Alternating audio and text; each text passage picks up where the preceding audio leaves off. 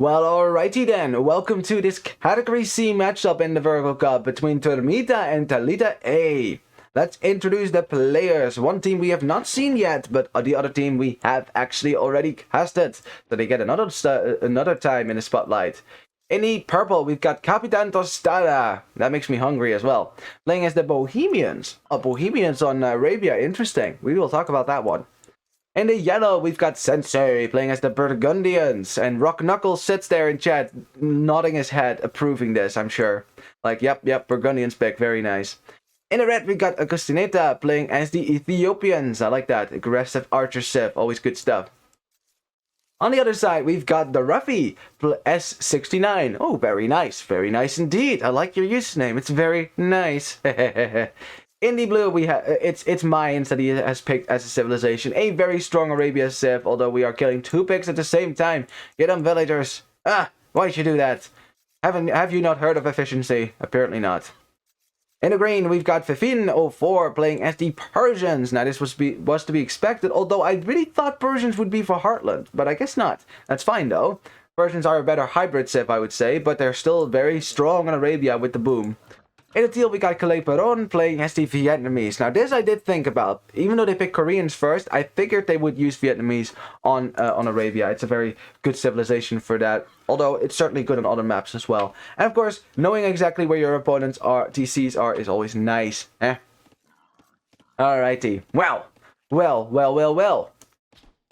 Should we talk about anything? Well, I already mentioned that I think Persians could have been used. Oh boy, the boar outside of DC. That's awkward. Now you're gonna have to force drop off your villagers, which is always fairly annoying. But yeah, it's okay. At least he didn't shoot it with the TC. That would have been very awkward indeed.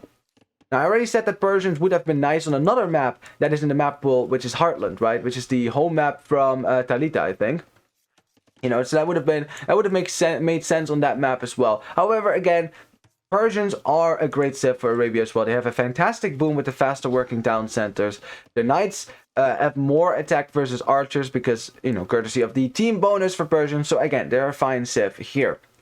Anything else we need to talk about? I mean, Burgundians, right, are a great civilization also. Like, Burgundians, Persians is a very interesting matchup because they are both strong eco civs, right? Eco cavalry civs. Now, Persians have the faster boom, but Burgundians get their eco tags at a discount, and of course they can get it an age earlier. So yellow, if he wanted to right now, could research a wheelbarrow if he wanted to. You shouldn't, because it's really not worth it, not when you don't have a single farm, but you could, and it's at a discount too. Ooh, you know, I'm Dutch enough to like discounts, that's for sure. We have blue kind of running into the TC, takes a little bit of damage, but not a whole lot, that's fine. But yeah, the trick with Burgundians, though, is that late game-wise, they are less strong. It's all about power spikes. Burgundians have really strong power spikes, right? Because they get their cavalry tax at a discount as well.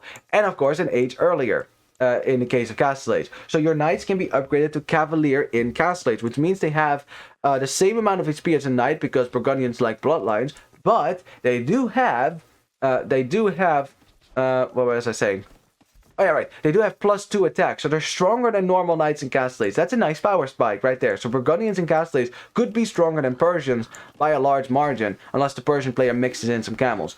In Imperial Age, Burgundians will be the first to research the Paladin upgrade, because again, it's discounted, but you will have Paladins without bloodlines. So in the late game against heavy camel, or worse, Persian Paladins themselves, you will still struggle and eventually die to that. So for Burgundians, it's all about using those power spikes to get a quick advantage over your opponent and finish the game before the Persian player can get the Paladin or heavy camel. That's really your time limit right there.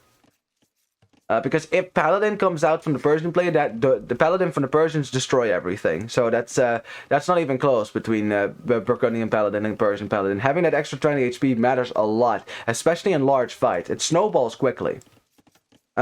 Also interesting to note, not a single civilization on Talita's side has bloodlines. Did you notice that? So it's actually X'd off all the way, which is kind of funny. Because normally at least one person has bloodlines, but nope. Ethiopians, Bohemians, Burgundians, none of them have bloodlines. Wow. I guess they haven't studied the bloodlines then on this side for Talita. I guess that knowledge is lost to them. Anything else we need to talk about? I think Bohemians are fine on Arabia. They're certainly not the best flying civ in the world, but they have some nice eco bonuses. They certainly have that faster gold mining, you know, the technology that Malians used to have, which made Malians a very versatile civ. Not so much anymore. Now it's Bohemians, although Bohemians aren't as versatile as Malians because, you know, you can't really go for cavalry, something that Malians could do, right? That was what was so nice about Malians as a civ. You got faster gold mining, right? Because you got that gold mining upgrade for free. And then you could go for knights or crossbows or whatever you wanted, or even infantry, right? You could do it all, and courtesy of that faster gold mining, because you got that technology for free every time. Getting gold shaft mining, for example, a technology that barely anyone researches, right? And now Bohemians have it, but Bohemians can't really use it as much as the Malians could because Bohemians don't get good cavalry. No bloodlines, lacking the final armor upgrade. It's not pretty. So I really wish that they would give Malians that bonus back, really. Like, Bohemians, that's nice and all, but I prefer it on Malians. Now, what Bohemians do have going for them is the fact that you can research chemistry in the Castle Age, which means that your crossbows get 1 extra attack. That means that crossbows can kill a fully upgraded Castle Age knight in 30 shots instead of 40. And that is a huge difference because you're more likely to have 30 crossbows rather than 40. As these future men-at-arms just passing by Teal's scout. Teal could have seen that. I'm not sure if he did see that. He didn't exit or anything like that, but I guess we'll find out. We have Green using his Persian scout to try to kill Purple's villager. Purple trying to go for the quick wall. Come on, Purple, you can do it. You can do it. No! Ah, Green gets a snipe. Green gets a snipe.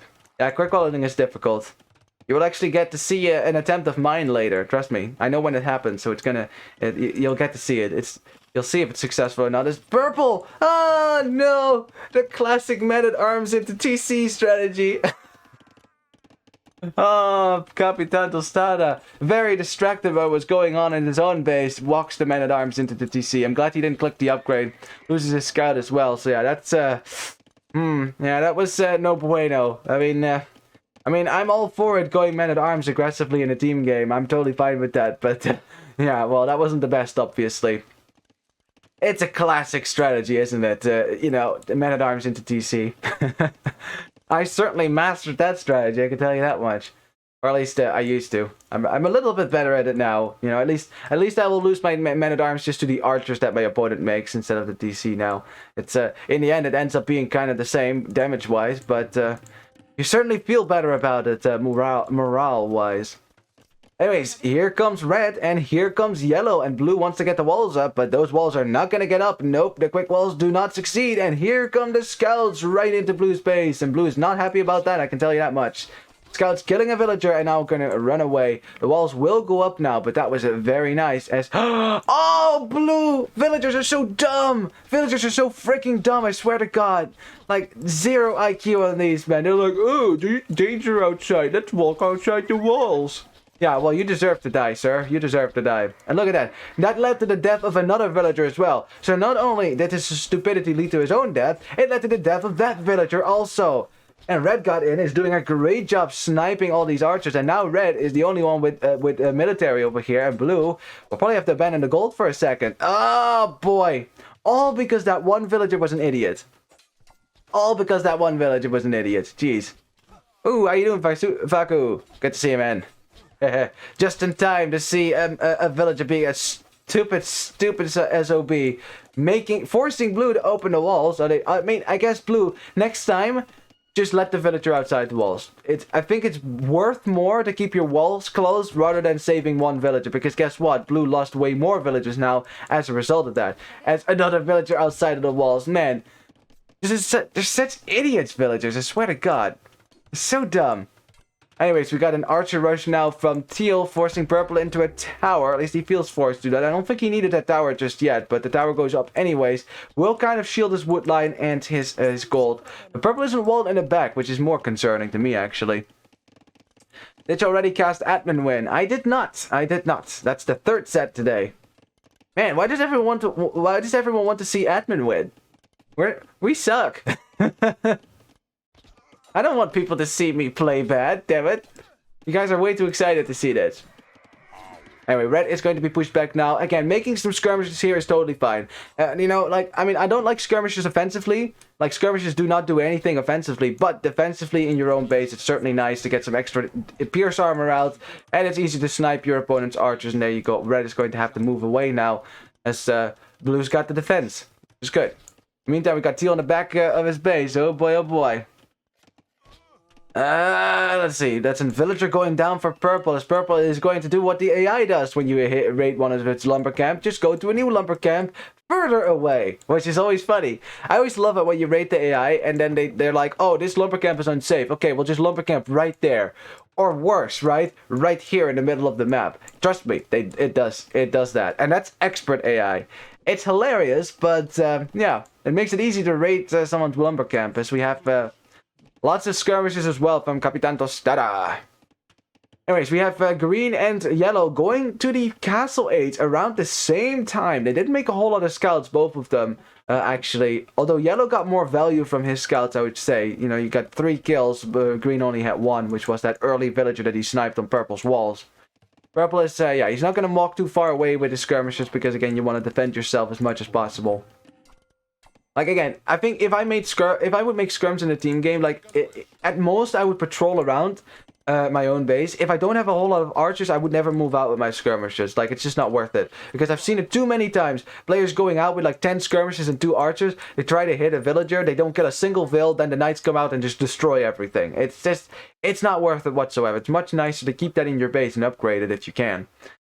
Unless you have like 10 archers and 4 skirmishers, then you can certainly move out with your skirms. That's fine. It's really the reverse of that. That's kind of bad.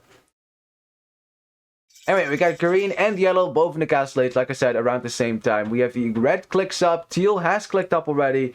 Blue is very far away from castle age. Blue certainly got frazzled by all this pressure. He's dropping a 3rd archer range already. He's getting archer armor as well. I think blue, instead of getting the armor upgrade, if you're not planning to move out with this and you're not seeing red attack, I think getting up to castle age first is probably the best approach. Purple also likewise making skirmishes has been delayed to castle age, but he's going to drop a market to try to buy his way up. Looking at the idle TC time as well, that's 4 minutes and 30 seconds for purple. As a result, he's far behind in the vill count.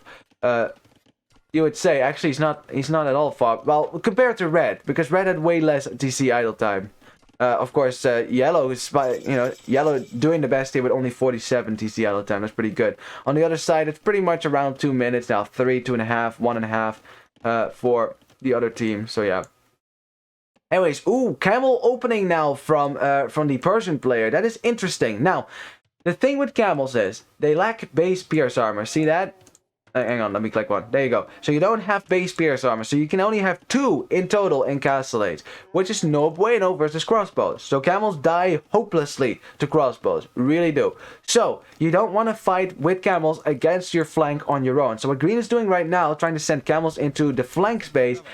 The moment that purple hits castle age, it's just not worth it anymore. Well, you can kill these, I guess, but you know, unless you work together with your own flank, you need to work together because you need your flank to snipe the enemy's archers so that you can then kill the knights, because that should be your real target, right? So what I also like as a strategy is for green to send his camels to yellow's base and force yellow to defend himself in his own base, because yellow can't really do that because he's got knights. As oh, blue, why are we moving out? Your opponent just made it to castle age. Why is blue's army outside of his base? Oh, that's a huge mistake from blue. Yeah, that wasn't smart.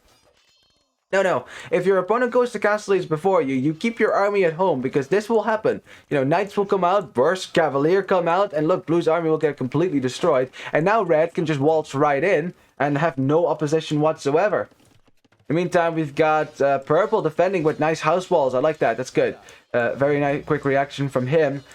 It will be in the castle age in 10 seconds, but has not a single archer on the field. Ooh. That is less bueno. Oh boy. Yeah, the cavalier will slowly... Oh wow, yellow doesn't even think it's worth it to kill this anymore. I mean, it's 3 skirmishers and 4 archers. They can still kill villagers, so let's not... I think yellow thinks it's more important here to join red and help him break through. Although blue has done a good job house walling behind, but still loses access to his only gold. Yeah, because the next gold is outside of his walls, as is this forward gold, which is very awkward. We got green still trying to break in. They actually have broken in by now. Now, of course, again, what I said about camels doesn't apply if your opponent doesn't make any archers. And right now, Team Talita, he hasn't made a single archer yet in the castle. He's getting the Botkin arrow upgrade, but he can't defend himself against the camels. And the worst part is, you can't really rely on yellow to come and save you as well at this point, because it's still camels versus cavalier. A cavalier might have more attack, but they still die just as good to knights. Just as good to camels as knights would, because they have the same defensive stats if you think about it. They just do more damage to camels, so they would do better, but it's not a whole lot better, right? Although fighting under TC would be really nice. Yeah. Oh, yeah. Try to make them go a little bit closer to the TC, so the TC fire will help you as well. Although again, yellow has more numbers than green, so it's going to push green's camels away, which is fairly nice. Oh, look at that. The archers showed up on red's base. This red is trying to break into blue's base in the back. Got a few villagers as well. Courtesy of ballistics. Ballistics very much helping you here. Red also dropping a town center in the south just to secure that gold, which is nice because this gold is denied. Yeah, that's an awkward gold indeed. As yes. Very nice. The camels have left the crossbows. The crossbows are all by themselves now, and look what happens. Look what happens when the cavalry leaves the infantry or the archers. It's, yep, it's slaughter. That's what happens in real life. It's what happens in Age of Empires as well. It's almost like they did a great job, replicating what real life fighting would be like as well. At least bonus damage-wise, or stats-wise. We got blue now. Yeah, okay. I mean, again, showing your archers at this point is okay, because blue, he's got upgrades now. Actually, only the elite skirm upgrade. We prioritize that, huh? But yeah, there's only a few crossbows here, so blue can certainly take a fight. But blue, he is busy taking a fight on the right, and he didn't realize that red had broken into his base. Oh, blue, the massacre. Blue is down to 10 villagers. Is this GG? Blue, what? What? Okay, hang on a sec. I need to see that. I need to see. How did this happen? How did this happen? Oh my god. Where did they break in? Okay, so red just breaks in, right? Breaks in. Waltzes right in. Blue pops out with his archers right in this moment.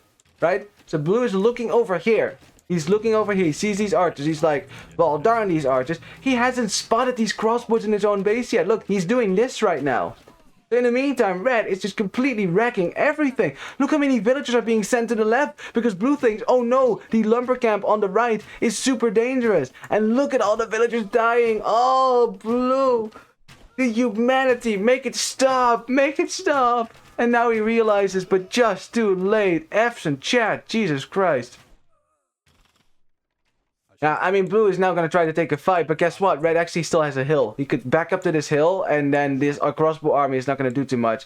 Although red is going to back up with his crossbows, wants to preserve the numbers after killing 32 villagers. 32. Oh, blue, he's still losing numbers now as well. I mean, red has fewer numbers than blue at this point, so blue will win that fight, courtesy of the skirmishes as well, but red can just walk right away. After killing that many freaking villagers. Jesus Christ. Yeah. I mean, red made it into blue made it into red's base as well, as you can see, but... Yeah, okay, red now realized that as well. Red's not going to let blue kill 35 villagers in his base, I can tell you that much. That is a big problem for Turmita. That is a giant problem for Turmita, because they are severely behind in the Vil count now. They have more military on the field, this is true, but...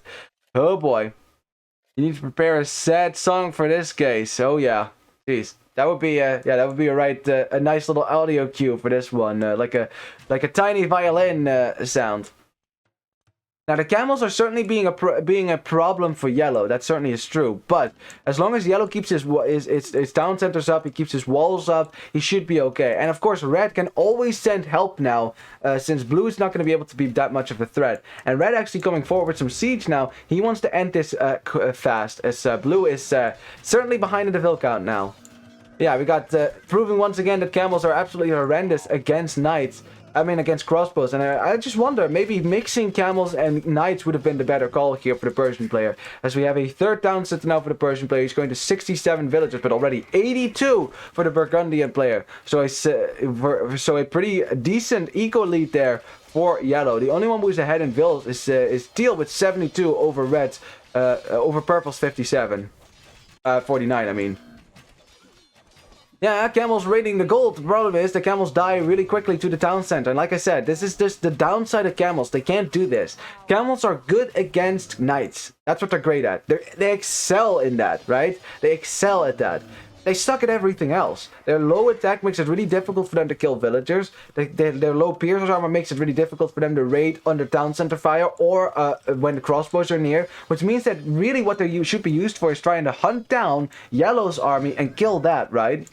That's what it's useful for. Otherwise, you're just going to lose camels. And yeah, Red took a lot of losses as well. 21. That's actually a pretty decent number of villagers that are lost. So Red's base isn't very pretty either at this point. But yeah, all you need is Yellow to just come and save him, really. On the other side, we have Teal. We haven't really looked a whole lot at Teal, but Teal's been booming like crazy. It's been booming, and he's certainly able to click up the Imperial Age soon, I should think. We have Sanctity coming from the Bohemian player. All right, why not? Why not? I mean, it's you get some sort of discount at the monastery, I think, for Bohemian. So, oh no, actually, they took away the Bohemian monastery discount, didn't they? Yeah, that's the nerf. Then you can't go for double monastery anymore to start a Castle Age arena. Oh no. Anyway, we got Yellow and Red now ganging up on Green, and guess what? That is going to be really difficult for Green to deal with, because these crossbows kill camels. They're camel killers, alright? But not if the camels get around and get a surround in without Yellow noticing. Yellow coming in, but Red is going to lose some crossbows here. Oh yeah, nice snipes there by Green. That's good. Problem is now, Red's just going to waltz right in. Yellow taking a fight against the camels. That's crazy. That's crazy. The camels will destroy. Look what I said. Camels excel at this. Oh, Yellow losing his entire force now because Red wasn't really close enough to help. I see, if camels can take a fight against Yellow alone, camels dominate. It's just when the flank armies are there, which right now the flanks for Talita, they don't actually have that many army on the field at the moment. It's really just Yellow who's making army.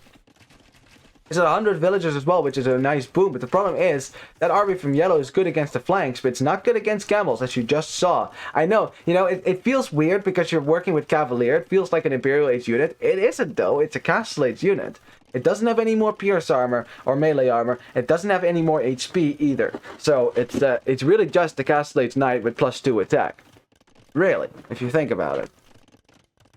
Here we got Teal dropping a castle now on Purple, and Purple is defending a little bit with Siege, but Purple has no army. He's not been producing anything in the last... I haven't seen him produce an army in the last 10 minutes at least, and I think he really needed a crossbow army, because Teal is about to hit Imp, or click up the Imp, and he's going to come in hot and heavy, as you would call it.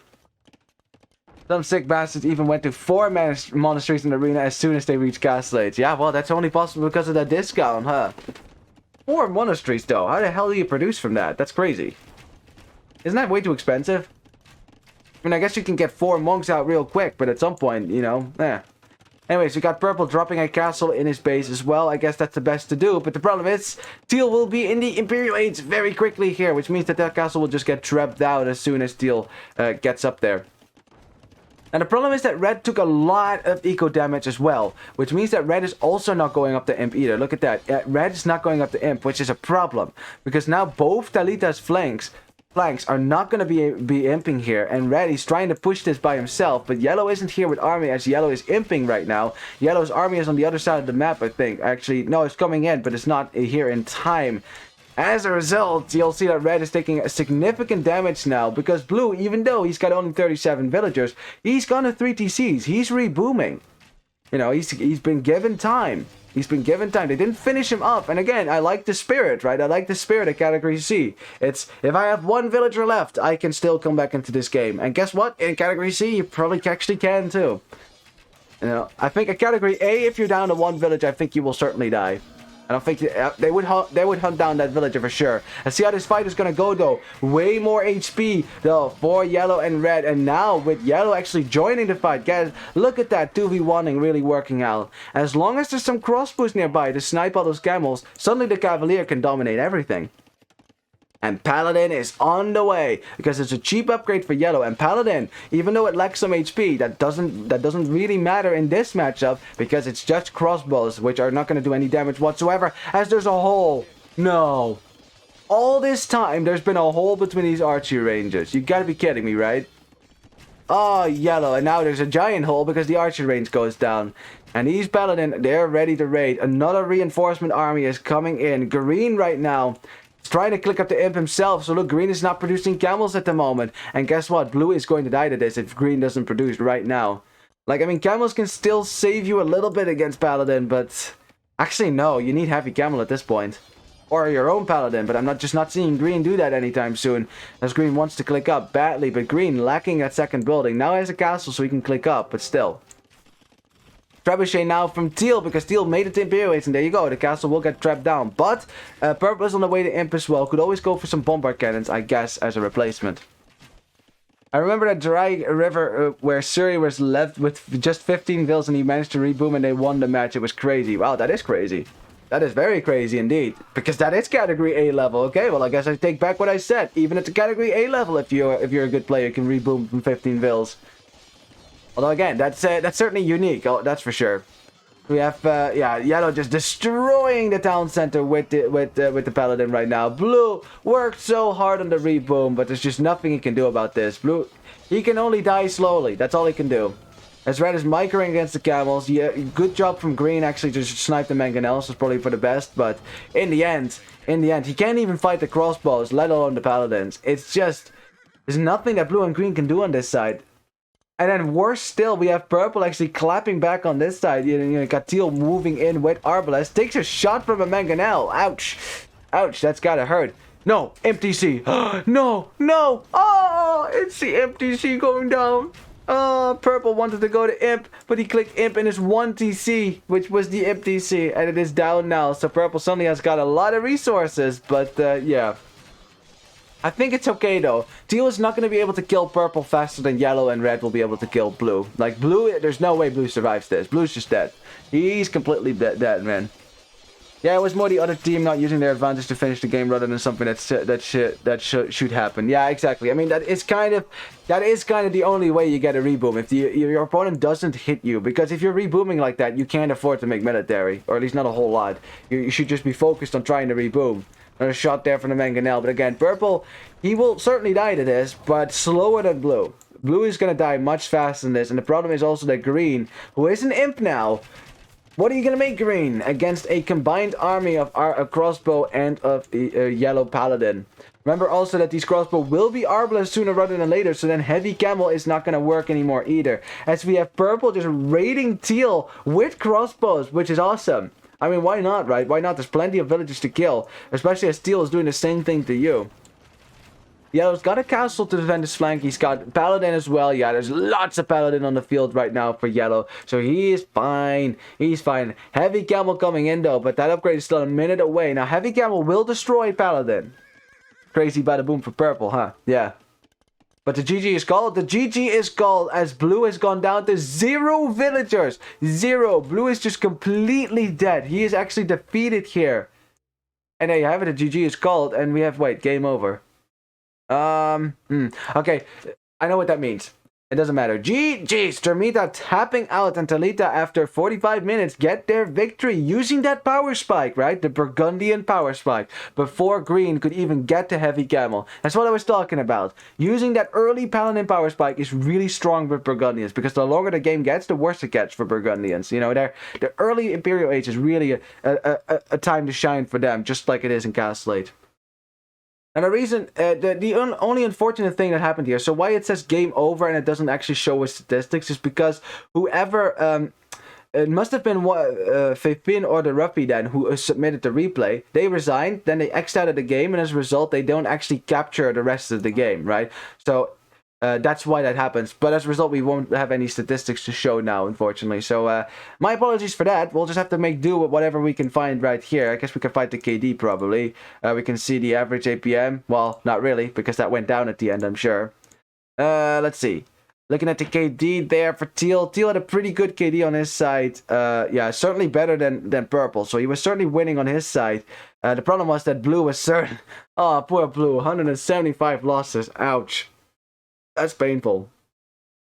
Yeah, it all comes back to that freaking opening that Red came in and just killed everything. He just killed everything. Going down to 10 villagers is just, that's a GG moment. In a 1v1, that would be GG. In a team game, it is probably GG. Unless your teammates are pushing really hard, which Green wasn't really pushing with. Like, Green kept sending military to try to save Blue. I think maybe helping to kill Purple fast and then pushing into Yellow's base might have been the way to go. Because remember, Teal actually had Arbalest. Red did not. Red did not have Arbalest. So imagine also if you had a Knight army instead of Camels, you could have killed those crossbows much more easily. I mean, I understand the temptation to go for Camels because it kills, you know, a Cavalier faster. It's certainly nice to mix them in. I don't have a problem with that, but I think Knights are still the better unit to go for. So if you can go for Knights, it's always better. The problem was that Yellow had a better boom than Green, by far. 142 villagers for him, only 98 for Green. So, yeah. Couldn't get a whole lot of Knights out. But, yeah. Alright, but the Eco KD was also pretty good. Let's just look at it again. 39 Eco KD for Teal, but he lost 24 because Purple just went right through his base and killed a lot of villas as well, which is nice. 91 Eco KD for Blue. Right? Lost for Blue. He lost 91 villagers this game. You know, Blue is actually a big boomer. He really is. He probably made more villagers than most players in his map. I'm fairly certain he made more villagers than Purple did at all this game. Problem was he lost so many. So he would have had 100 villagers by now. Jeez.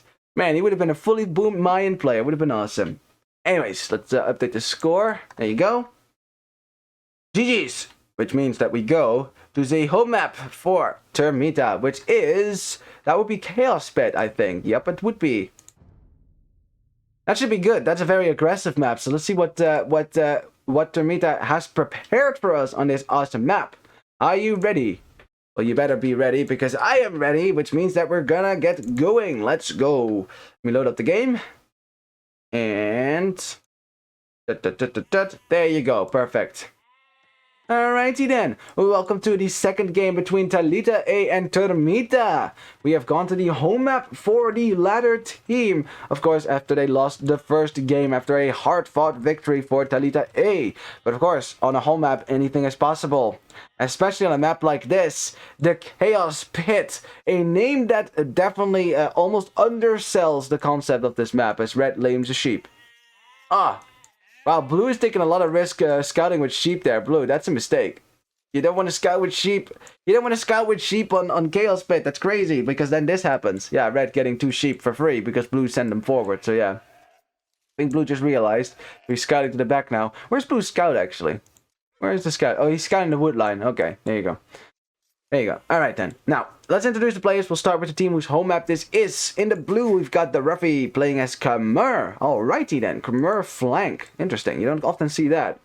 In the green, we've got Fafin playing as the Magyars. Let's go. I love that. That's a great civilization for this map.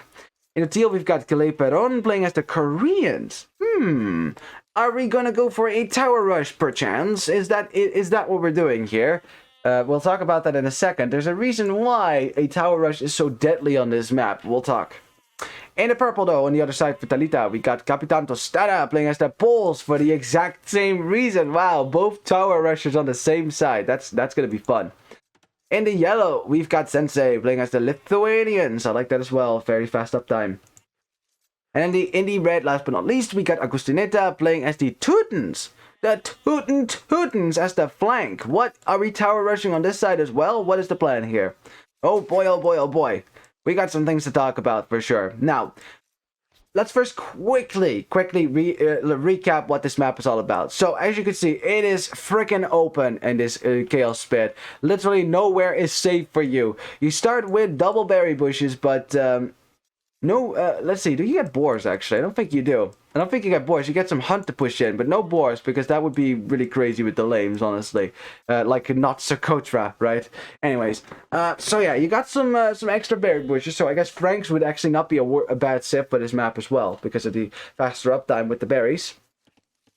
You got no gold though. No gold, only stone. You see that? It's just stone and not a whole lot of it either, which is why players have picked civilizations that can use that stone to be fairly annoying and go for tower rushing. Now, as you can see, all the wood is around the side of the map. You got smaller wood lines on the slopes, but you have one giant ring of wood around the entire arena, and you have to cut through that to get to the gold and the outer resources, which eventually will happen. Until then, though, your wood line is kind of exposed because it's kind of far away. So most players like to tuck it away in a corner and wall it in like this. Although, yeah, as you can see, tucking it away too far isn't actually good for your eco here. As red is very...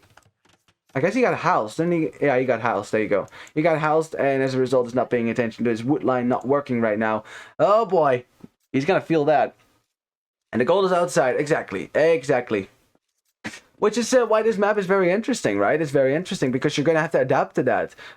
There's certainly things you're going to have to sell some stuff if you want to get up to the castle age, because there's no way to get gold other than selling, unless you're Poles, right? Because again, remember Poles, when they mine stone, they get a trickle of gold. So Poles are the only civilization on this map that can get gold without selling.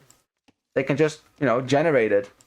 And, oh yeah, all the relics are outside the map as well. Not that that would really matter to you, because you can't get the castle age without gold, so you can't get the relics without being the castle age. So, what can I say? Now, let's talk about the civilizations here. Poles and Koreans, they're both tower rushing civilizations. That's that much is pretty much clear. So... what can I say? Poles can mine stone, get some gold. In the meantime, go for towers all they want. We got Koreans who have faster stone mining, so can, of course, get towers out, which are immediately upgraded once you get to castle age, which is always a nice bonus. So that would probably be a tower battle on this side, which is very interesting that the tower rushers are both on the same side. Now we've got Khmer and Khmer and Teutons, which is kind of crazy. Those gray bushes look weird. Which gray bushes are we looking at? Gray bushes. What, you mean a stone? They look weird. Yeah, they're kind of they're petrified wood. That's what they are. Anyways, between Khmer and Teutons, I mean, they're both usually seen as great farming civs, right? So that's ironic that mirrors on this side as well. Teutons still can garrison 10 villages in their towers, so that's nice, I guess. I don't know if that really helps you if you want to go for a tower rush, but the fact that the Teuton player is making farms makes me think that maybe that's not the plan then. Aren't you hilarious, Gentularo? Aren't you hilarious? Yeah, look at these great freaking bushes. Yeah, right there. Very bushy. Look at that bush. And then we got Magyars versus Lithuanians. Now, Magyars have the advantage in the feudal age because they get the attack upgrade for free, which means that their scout rush is very, very, very, very, very, very, very dangerous. But Lithuanians have the faster uptime, as you can see. See, they went up one villager ahead because of the extra food that Lithuanians get, which is a nice bonus indeed. But beyond that, you're going to have to deal with the Magyar scout rush. Probably get the... honestly, since you have 150 extra food, you could just spend that food on the attack upgrade as soon as you can. It's totally worth it, as we have a double stable opening from the Khmer player before red is even in the feudal age. Like, look at the uptime for red. It's significantly later. Looks like he sorted out his wood line, though. That's good. We have, do we have villagers going to stone? Yep, look at that. That's a tower rush coming in right there. We're even mining it. We're even walling in the stone villages. That's how safe you want to keep it. But the Korean player also wants stone. So, oh boy, oh boy, oh boy. Here we go. Let's go. Korean player is up to the feudal age first, so we'll be able to drop the first tower. But I'm not seeing any villagers come forward yet. So we're tower rushing the wood line. There you go. There you go. And there's nothing that purple can do about it right now because he's not in the feudal age yet. That tower is already halfway finished, so that's going to be very dangerous. Yellow here with scouts, but yeah, double scouts from the Khmer player, which is crazy, right? I don't think that's a smart idea, honestly. So, like, let's just think about the logic here, right? I want to get a lot of scouts out fast, so I make double scouts, right? That's the idea. As the scouts for the Lithuanian player get into the berry bush, forcing blue to eject eject his scouts himself. Gets a villager, but now your scouts are kind of weak, so that's always kind of awkward as well. Now, am I opposed to double stable scouts? No, I'm not.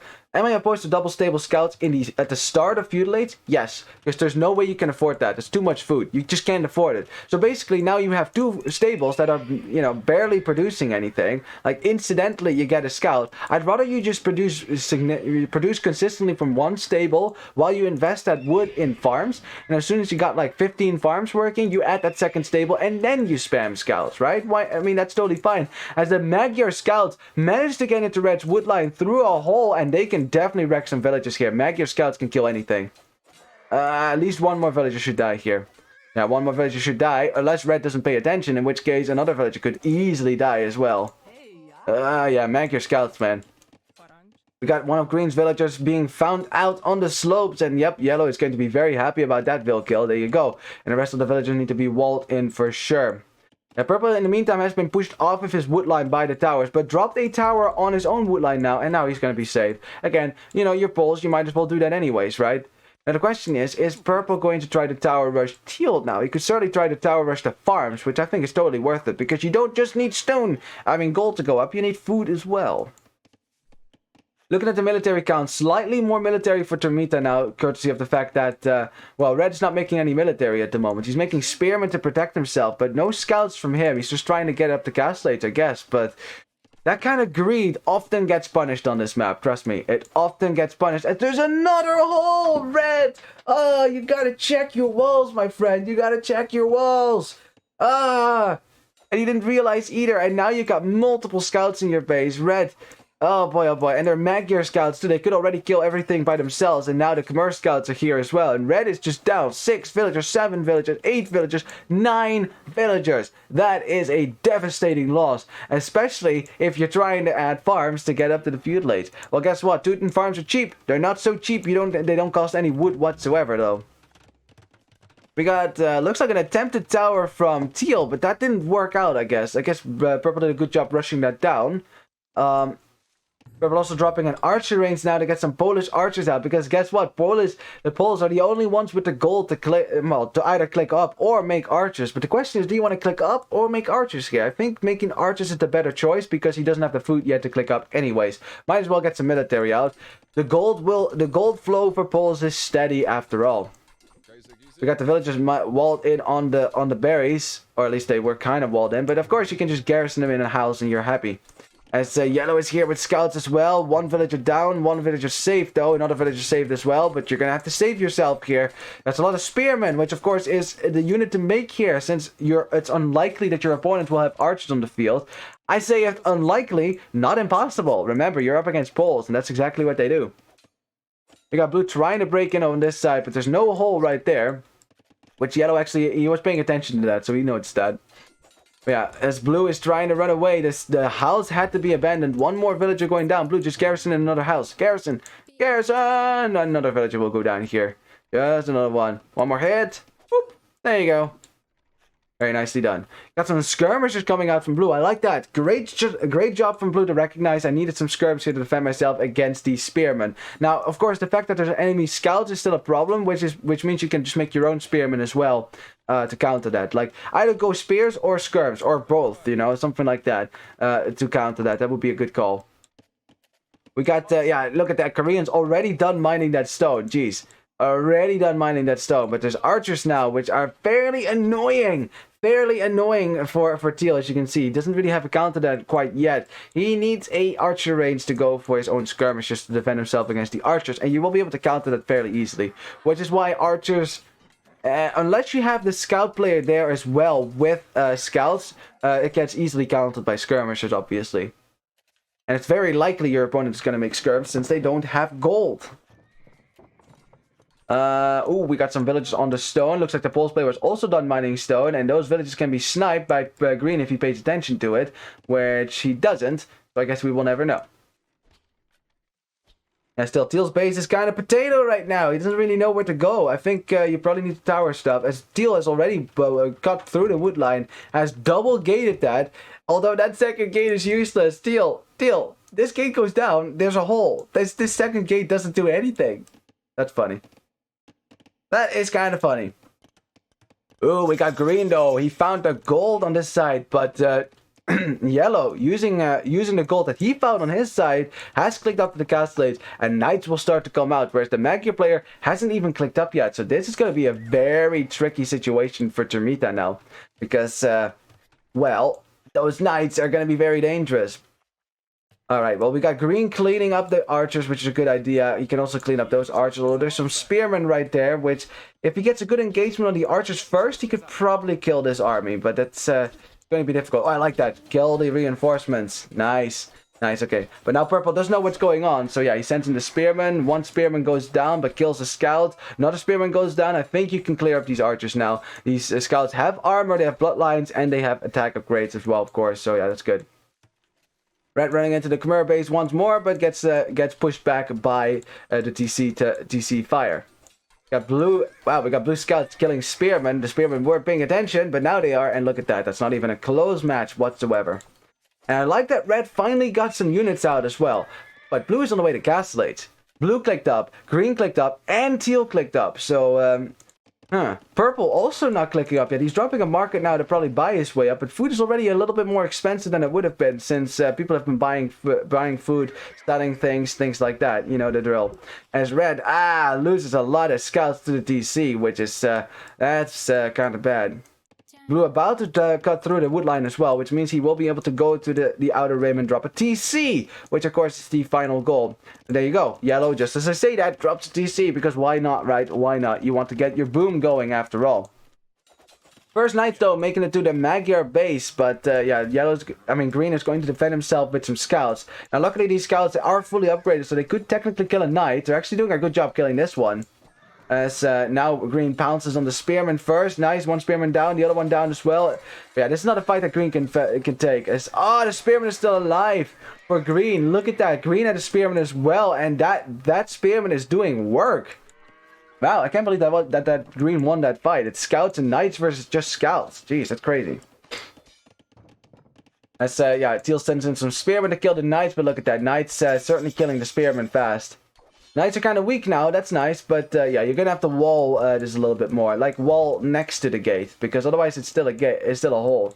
I'm telling you, that's going to happen. It's going to happen. Teal thinks he's double walled, and he's going to see that first gate go down and think, oh, I'm fine. And then there's a hole, and then people get into his gold or his wood line on that side. Probably going to happen, as red is, again, eating a lot of TC fire. As blue really wants to get some walls up, and he almost got it, but yeah. Anyways, blue can make some knights now as well. Not sure how strong that is going to be, double knights though. Although actually the Teuton player is probably going to go for knights also, as red is still not clicked up, and red is not going to click up anytime soon. He's still making scouts, although at this point, those scouts are certainly doing some damage, but look at that, it's only 4 villager kills. Half of which happened in the last, well, more than half happened in the last 5 seconds, right? So these scouts haven't really been doing a whole lot of damage, which means you're just delaying your castle age time at this point.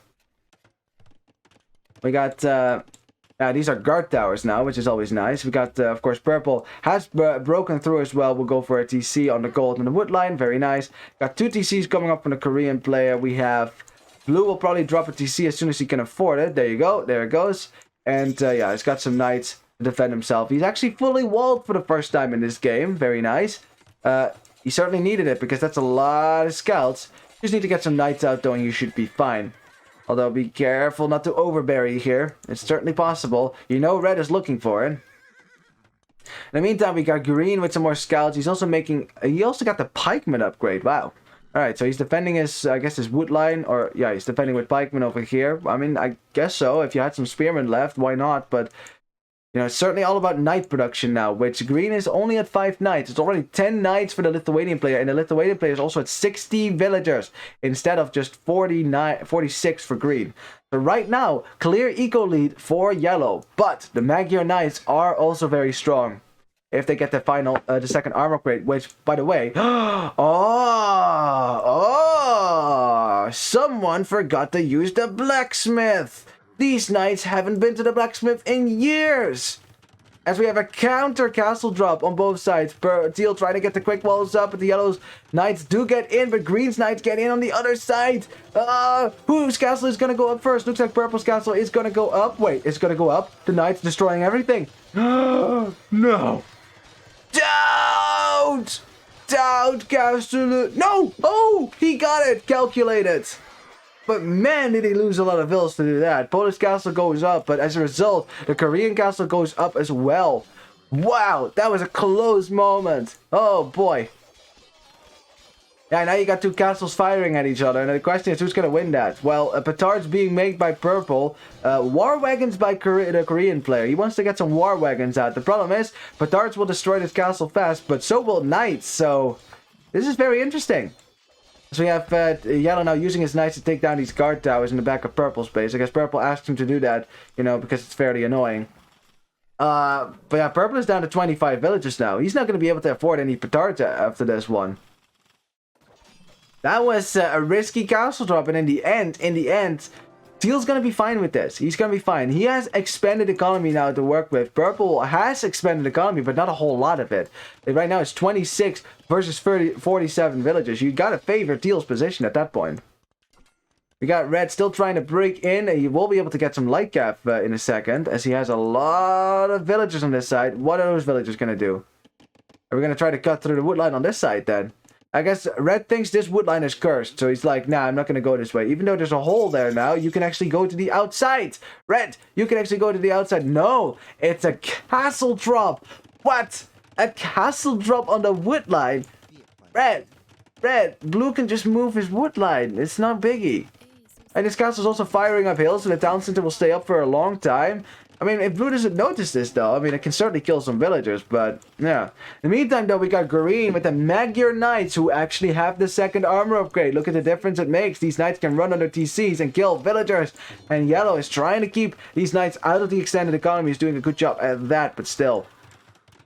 We have Teal desperately repairing his castle now. He had these villagers were in this castle the entire time. And honestly, Teal, don't...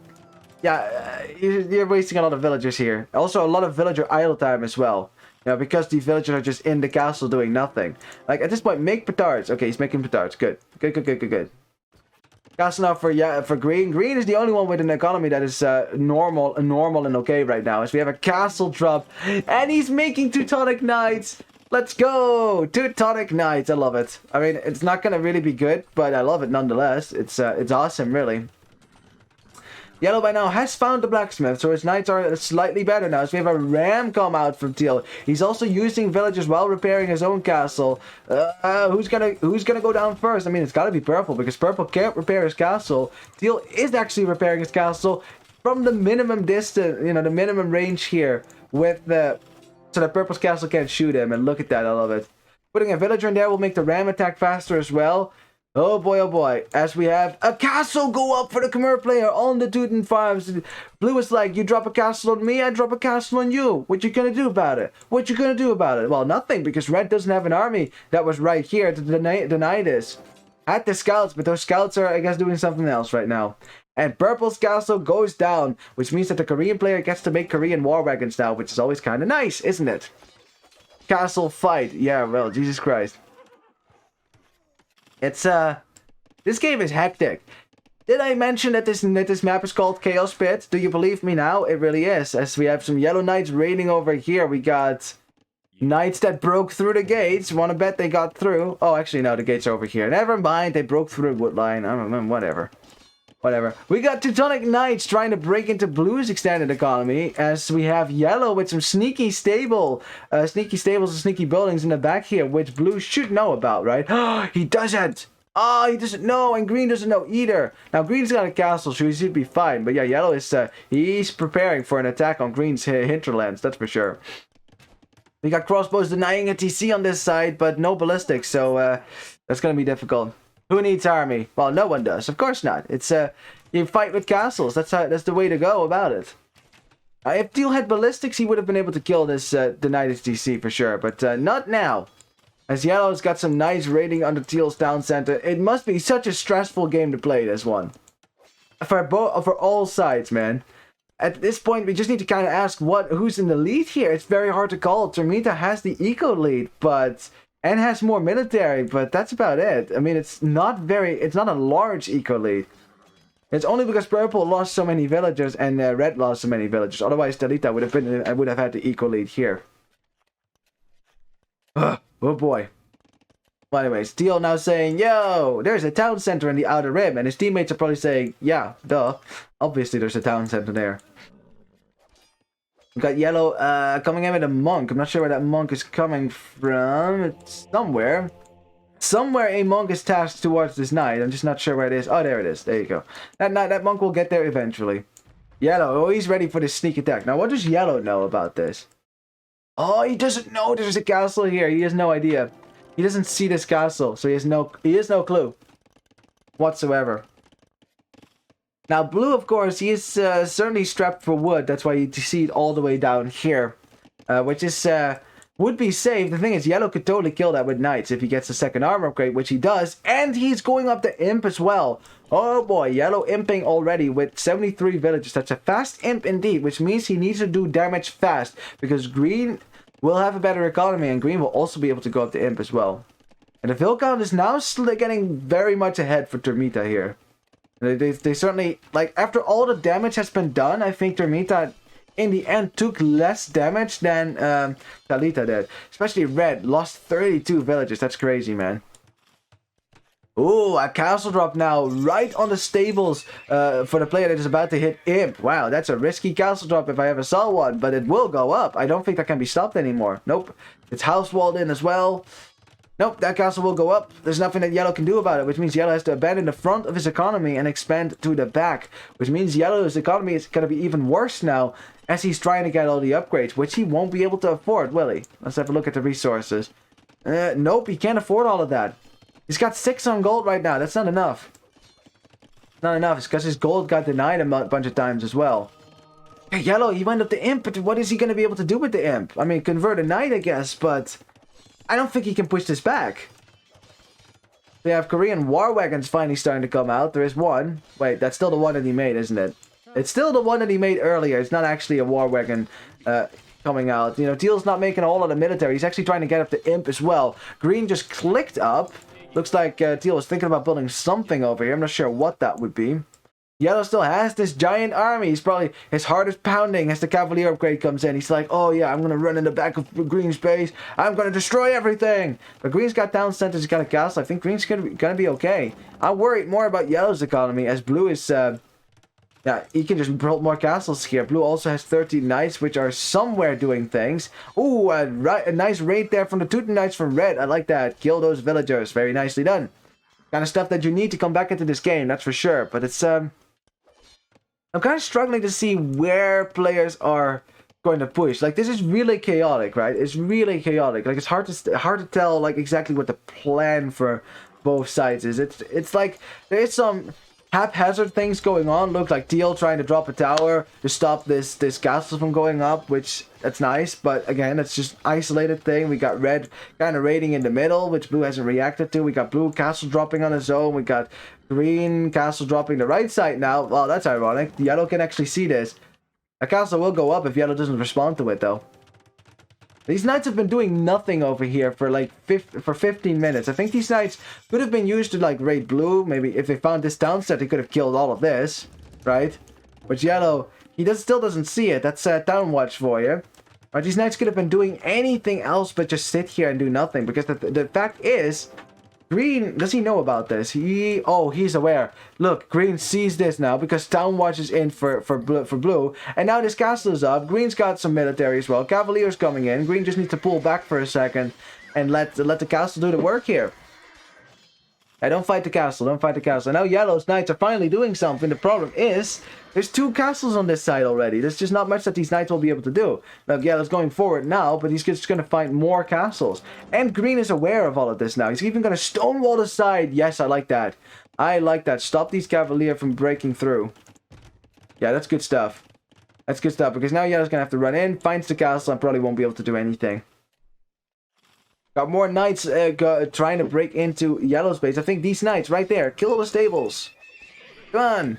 Use your knights. Why is everyone just having knights stand around? That's funny. Guys, use your knights. They're an expensive unit. They're too expensive to just sit around and do nothing. That's a waste of resources. In that case, why even make knights, right? Like these knights, I mean, you can just fight buildings. Like, just chip away at the buildings. Like, that's certainly something you can do. Like, Blue. Those knights were actually doing a good job, but you pulled them back. Blue. You're funny. Very funny. Anyway, we got some siege workshops now. We got trebuchets coming out from this castle and from this castle. So yeah, Yellow's base is about to get trapped back. It's weird how this game was really quiet for a second. Did you notice that? Like, really, the pace of the game went down significantly, actually. Which favors Turmita because they had more economy rolling and their imp times are a lot better now. Purple never gonna click up the imp at this rate. Red has clicked up, but gonna be a while as yeah, green is just going to push this army right back. And all this time, this army has been sitting here waiting for the perfect time to strike, and now they don't even get to strike at all. Yeah, isn't it ironic? Indeed. Well, we have red with some economy on this side, which is outside the giant wall that he built, which is kind of funny. But yeah, it's a good wall to build, by the way. That's good. I like that. You should, on this side, purple should do that as well. Purple. If you notice that teal's an Imperial Age, which you do, you should be walling this. Just stonewall all of this immediately, right? Because you're just going to have to fall back. As trebuchets will start to come out for teal, things like that.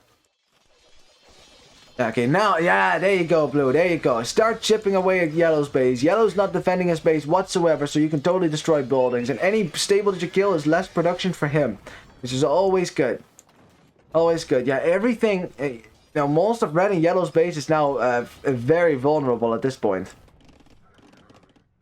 Yeah, it looks like it's very funny how Talita, they've just abandoned the middle pretty much. They've completely expanded to the outer rim, which is fine. There's a lot more resources to be taken that you can take over here. The problem is that also means that you're yielding all this space to Turmita to take in the middle. I mean, there's still some extra stone to take, and of course they can always get to the other side of the wood line and just trap back your economy, and there's nothing you can do about it. Like, you get traps right there. What's yellow gonna do? He can only trap back. That's it. And we got some rams coming out for blue. He's gonna take all these houses down. Yeah, how's your opponent? It's a legit strategy, you guys. It's a legit strategy. Cavalier coming in from red as well, and both red and yellow now getting their final armor upgrade. Blue is slowly working his way inside of yellow's base. And yeah, yellow can't stop this this trap push right now. Oh, well, he's sending in the Knights though. Cavalier upgrade coming in 13 seconds, but we're lacking the final armor upgrade yet. Oh no, actually we have that one. Blue is paying attention to this though, but the traps are exposed. Blue is not paying attention to this though. So as a result, those traps will die, or at least one of them will go down. Pathing is a beach, isn't it? Look at this! These Knights aren't doing anything. Did you have them on stand ground? What is this? Blue! Man! Just leave your knights on defensive stands or something like that. These knights are just sitting around doing nothing. Oh, wow, that's a waste of 3 traps right there. That's kind of a waste. Wow, but here come the Magyar Paladin. Jesus Christ, we actually got to that upgrade. That's not an upgrade that I'm seeing yellow get anytime soon. He needs some more food for that, actually. But yeah, he's had to reboom with his food production plenty of times now, which is of course kind of ironic, as blue wants to go for a town center on this end, but wherever those villagers are, that's those villagers actually, they're gonna have to walk right through red's economy. I guess that's safe now, because look at the paladin raiding everything, trebuchet killing the buildings, and red is going to have to evacuate the middle part of the map. That's a lot of economy as well, lots of Teuton farms, lots of food on those that will now be forfeit. And once again, red's wood line getting raided, and what do they do? What do they do? You have Teuton Cavalier, but no Paladin. Not something that the Teuton player can afford either. Yeah, Paladin just destroys everything at this point. So much more HP, look at that. Way more Cavalier, almost double, and yet they barely have more HP than that. We got purple still defending on this side. Yeah, teal's been pretty slow with his push on this side. He's taking a sweet ass time for sure. I think maybe getting a trap out, maybe castling forward as well. Get a trap out, start trapping this down before purple reaches the Imperial Age would be a good idea. Well, we got one castle already. Making a trap as well, very good. Okay, let's go. Let's get a move on. I like this move from red actually, going into the back of green and blue's base. It's forcing yellow to send, forcing green to send his paladins back into blue and green's economy, which is always nice, right? These paladins and cavalier are now not forward, destroying yellow and red space, so that's still a win for you. Look how much army blue is sending back just to deal with seven cavaliers here, right? That's why raiding is such a potent thing, because a lot of players overreact to that. Like, this is an overreaction from blue. You don't need this many per Cavalier to deal with 5 Cavalier, right? You said 7 or 8, right? Because you win that fight, and then you can use the rest of your army forward, right? That nullifies the damage that the raid can do. Because now you got so many paladins. Yeah, exactly. There you go. Green realized that it's a fool's errand to chase this many only this many Cavalier with this many paladin. That's ridiculous. So we have paladin come in from the Teuton player. Wow, as we've had some pikemen in here. So yeah, this fight should be a slam dunk for the paladins. There you go. So you don't need that. As red. Oh, he's not paying attention to the paladin raids. Yeah, 4 paladins in your woodlines in your economy can be way more dangerous than 15 paladins, because you were more likely to spot those 15 paladins, not the 5 paladins though. And red losing a lot of eco there, down to 55 villagers. Ouch. Why is anyone playing helps since there plenty of cavalry? Yeah, well, good question. Certainly the Teuton player could go for some halberdier as the flank. Or the Lithuanian player, your halberdiers are faster than anyone else's help, so yeah, why not? I mean, there's not a whole lot of ranged units on the field. It's just Teal who's making some arbalests at the moment, and all those arbalests, they're all over here, right? They're all on this side. They're not really doing a whole lot. So certainly on the right side, you can get some halberdiers out to kill all these cavalry units, for sure, yeah. As I guess those villagers that blue sent forward died. I don't think you realized that yet, because he still hasn't deleted the GC Foundation. So, well, that of course is never going to go up. We got a castle temp from blue. What? What? How? How did you think that was ever going to go up, blue? Blue! So that's what those villagers were doing. Blue instead, probably surprised by how far his villagers got. He was like, oh, well, I guess I'll just drop a castle in the back of Purple's base. Which, again, would have been a pretty decent castle, I guess, but that was a bit too cheeky, blue. That was a bit too cheeky. Well, green and blue are very busy taking down red's buildings on this side. Red is going to get... you'd say red gets housed. I don't think he will get housed at this rate, because red also lost a ton of units. So red's not going to get housed, really. I think it's time to send this cavalry. Take your cavalry, send it into red's base, because red can't defend himself against that. Like, literally, make a petard, boom, through the walls. Or use these rams right there. Look at these siege rams. Send those forward. Yeah, exactly. There you go. Green axing the wall. He says, yo, you got siege rams, send them forward. We want those siege rams. There you go.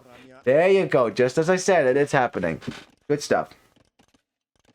Very good. And then you can send those cavalry, send them through the walls, and bam. There's nothing that red can do to defend himself. He's got a few paladin, but remember, only 64 villages for him. So he's going to run out of eco, out of resources really quickly. Look at that. It's very low as is. The only one with a pretty good eco still is yellow, who's also making a lot of paladins at this point, which are helping to defend against teal at the moment. We got Onager now from the Poles player. I love it. Yes, let's go. Onager can certainly kill the Arbalest, even if you don't have your own Arbalest, which is something Poles...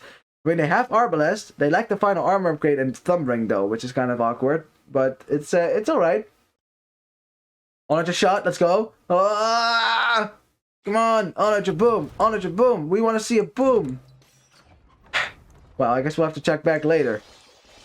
As wow, by the time the siege ram finally get over here, blue has already broken through the walls pretty much. It has prompted red to send back his cavalry, which is good because red is now not somewhere else now.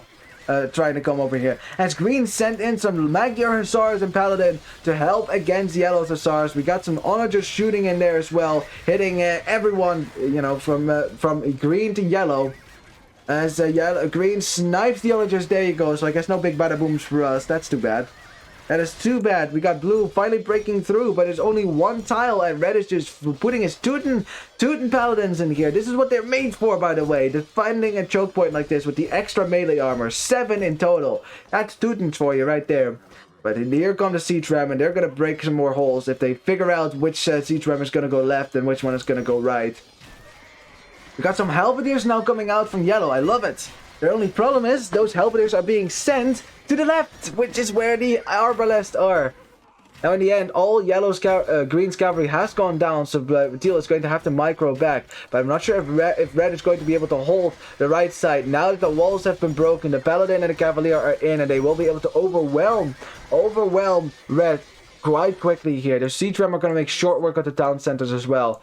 Teal is still holding on this side, as Green is spamming in units as much as he can.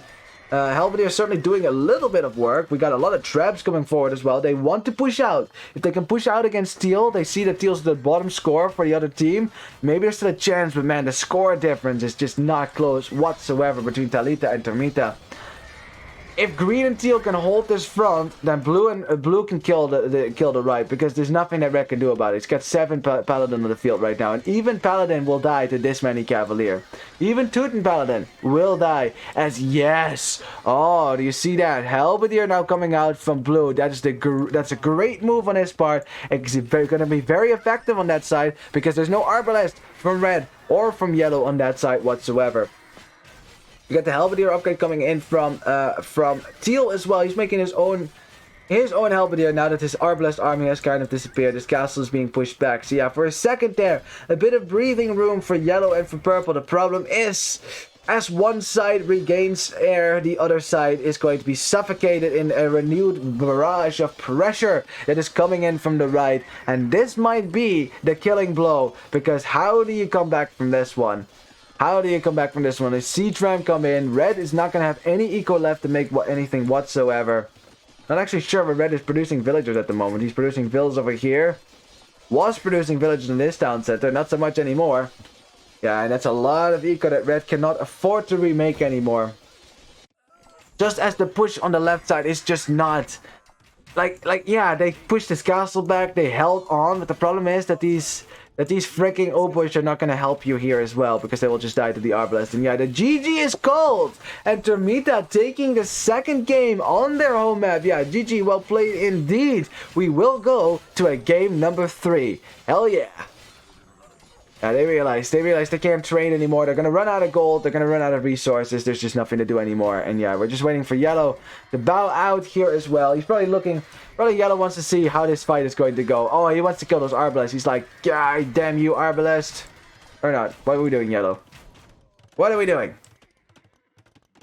Let's speed this up a little bit. Okay, we're sending cavalry to die on that side. There you go. There you go.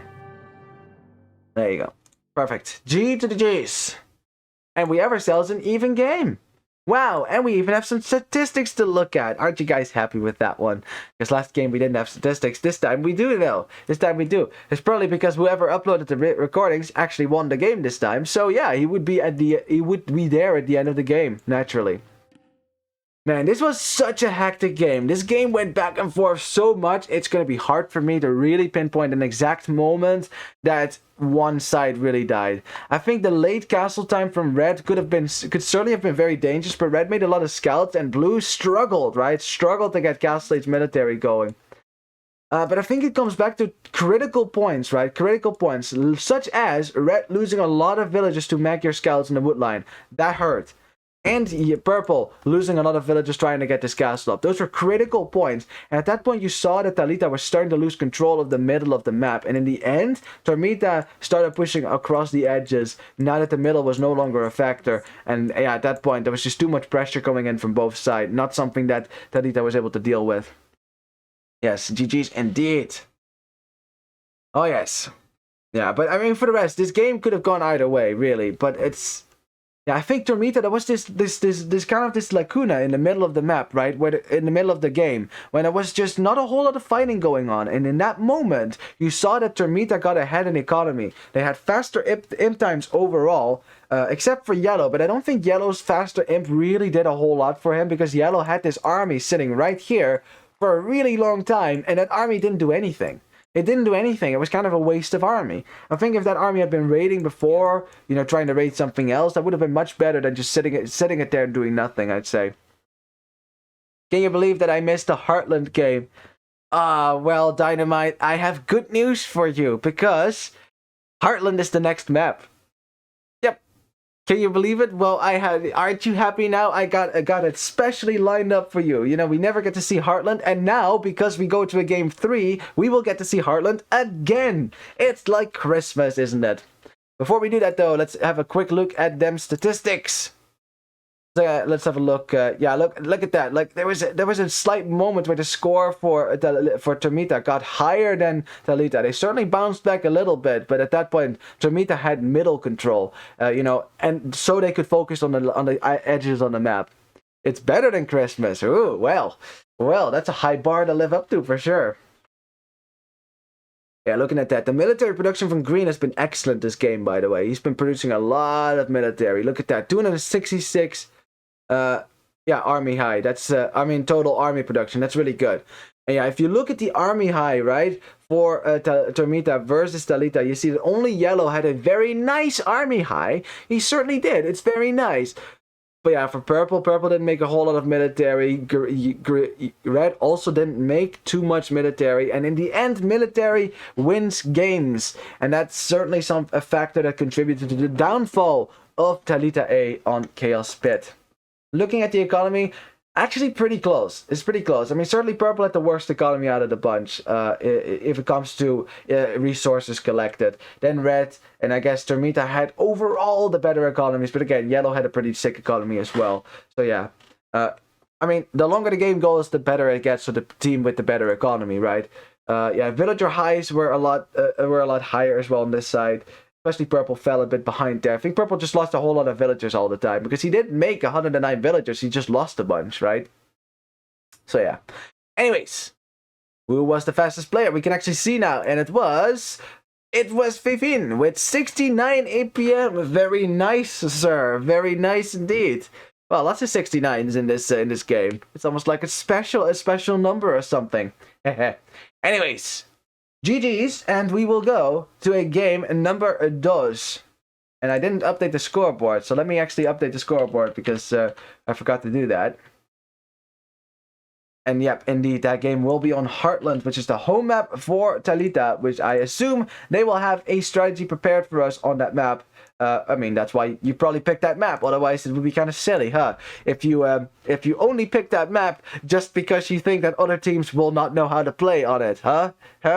That is a self-deprecating joke right there. Because that is why we picked Heartland, actually, the first time. Oh boy. Now, let me find the right replay. There you go. Oh yeah, it's gonna be cool. Let me queue up the game, and then we can just get started. I don't think there's any need to delay this any further. Are you ready for Heartland? Well, here you go! Another Heartland game! Yay! Hooray! Well, courtesy of Talita A for picking that map for us. Now, of course, next we wanted to pick Atoll, and then we're very happy indeed. Very happy indeed. 69 seems to be a lucky number. Very well might be. I'd say it's a very lucky number indeed in all its context. Anyways, tricky humorous side. Let's introduce the players who are going to be entertaining us on this map. We'll start with the home map team. In the red, we've got Agostineta playing as the Japanese. I love it. In yellow, we got Saracens for Sensei. Ooh, as the pocket. That's certainly interesting. That tells me something about their strategy. We'll talk about it in a second. In purple, we got Capitan Tostada playing as the Slavs. Alrighty then. As the flank, though. Interesting. Alright. In the teal, we got Kleperon playing as the Tatars. Alrighty then. In the green, we've got Vivin playing as the Malians. I love it. And in the blue, we got the Ruffy playing as the Italians. Alright. These are some pretty decent civs right here for Heartland, I would say. Now, let's talk about the map first, and then we will talk about the civilizations. Because, of course, we need to know about the map before we can talk about strategy, right? Now, Heartland is all about this heart of water, which is kind of funny if you think about it. We call it Heartland, but the heart of the map is water. It's not land at all. It's ringland, really, if you think about it. It's kind of like Oasis, except there's no wood around the water, which is nice. Now, there's plenty of fish in this central lake, which is always angled like this. It's always oriented from the left top corner to the right bottom corner, right? That's always how it's oriented. However, your town centers may spawn on any place around the perimeter of the lake. It could be basically purple, teal, and green as one team, right? That's possible. Or like it is right now on the long end of the lake. And that is going to decide your strategy to a large part as well. Because if you are on the short end of the lake, then trying to go for a galley opening is going to be really risky because your opponent will be right there, right? It's really close, so we'll see. It's Heartland because it won our hearts. Okay, well, there you go. There you go. I guess that is fair to say. All right, now, of course, there is. It's very open as well. You got these little ponds that make it actually really difficult to build because it kind of obstructs your building. But there's some fish in there if you want. You can certainly take that. Also, as you notice, there's shallows around the edge of the map. It's always 4 tiles everywhere, which means that you cannot wall to the edge of the map here. Even with a dock, you build a dock, you can still walk around. See, you can still walk just around that dock. You need to put like a demo raft here or something to block it off completely. Which, by the way, I haven't seen anyone make demos to try to block the side, which would be really, really funny. Would be really funny indeed. But yeah, you're going to have a good TC spot in order to be able to wall like that anyways. Now, the rest of the map is fairly open as well. There's really only 2 places of the map you can actually wall easily to the edge of the map. It would be here. You can wall to the dock and at the edge to the edge right there. That actually walls up your map quite nicely. Even though military can still get around the edge, it's still better than what Teal has, for example, because Teal would have to wall all the way over here, and then he can't even wall the edge of the map because this is the belt, the terraces on the edge of the map where there is some extra gold, some extra wood to be found, but you cannot wall this because of the rock terrain. So again, Heartland is an open map. It is a difficult map to play. It certainly is. So you know that Turmita, if they haven't played this map a whole lot, which is very likely, they're certainly going to have to figure out how to play this map, up against Talita, who will undoubtedly have at least played this a few times, trying to, of course, get a strategy worked out that they can go for. And talking about strategy, what do you think that Talita is going to go for here? I mean, you can certainly look at civilization picks, right? We got Japanese. There's a great flank civ. You can go for archers. You can go for knights even if you want to, although archers is usually the standard in team games. Of course, you have faster working fishing ships, which is very nice. They also just won't freaking die because of that extra pierce armor and HP, right? So that's fairly nice. But I don't think that Red is gonna go for water here. I think Red's just gonna fish a little bit. He's just gonna try to go aggressive on land. That would be my guess. Yellow though is Saracens. Now you might look at purple being Slavs and like, why is purple not the pocket, right? Because Slavs is definitely a pocket civ. Saracens is more a flank civ. Although Saracens have very good camels, so that's good. I think what Yellow wants to do here is go to water, perhaps, and go for a galley opening with Saracen faster firing galleys. That's actually possible because look how far away this dock is from the front. It's like an ocean away. So you can totally go get your galley number up before your opponents get there with your fish. So that is certainly a possibility. I mean, it's certainly a possibility, but it's going to depend if Yellow goes to gold here or not. I'm not seeing him on gold just yet, but if he goes to gold, well, no, there you go. Mining camp, all right. So that's not, you're not going to go, if you're going to go archers from this position, right, then it makes no sense. You should have just put Saracens in the flank. The fact that Saracens in pocket, he's going to gold, makes me think that we will see a galley opening from Yellow. We will need another dock, of course, because you need to get double dock. So you have a sneaky lumber camp from Yellow. Now, if anyone of the opponent's team finds that, of course, those villagers can all die.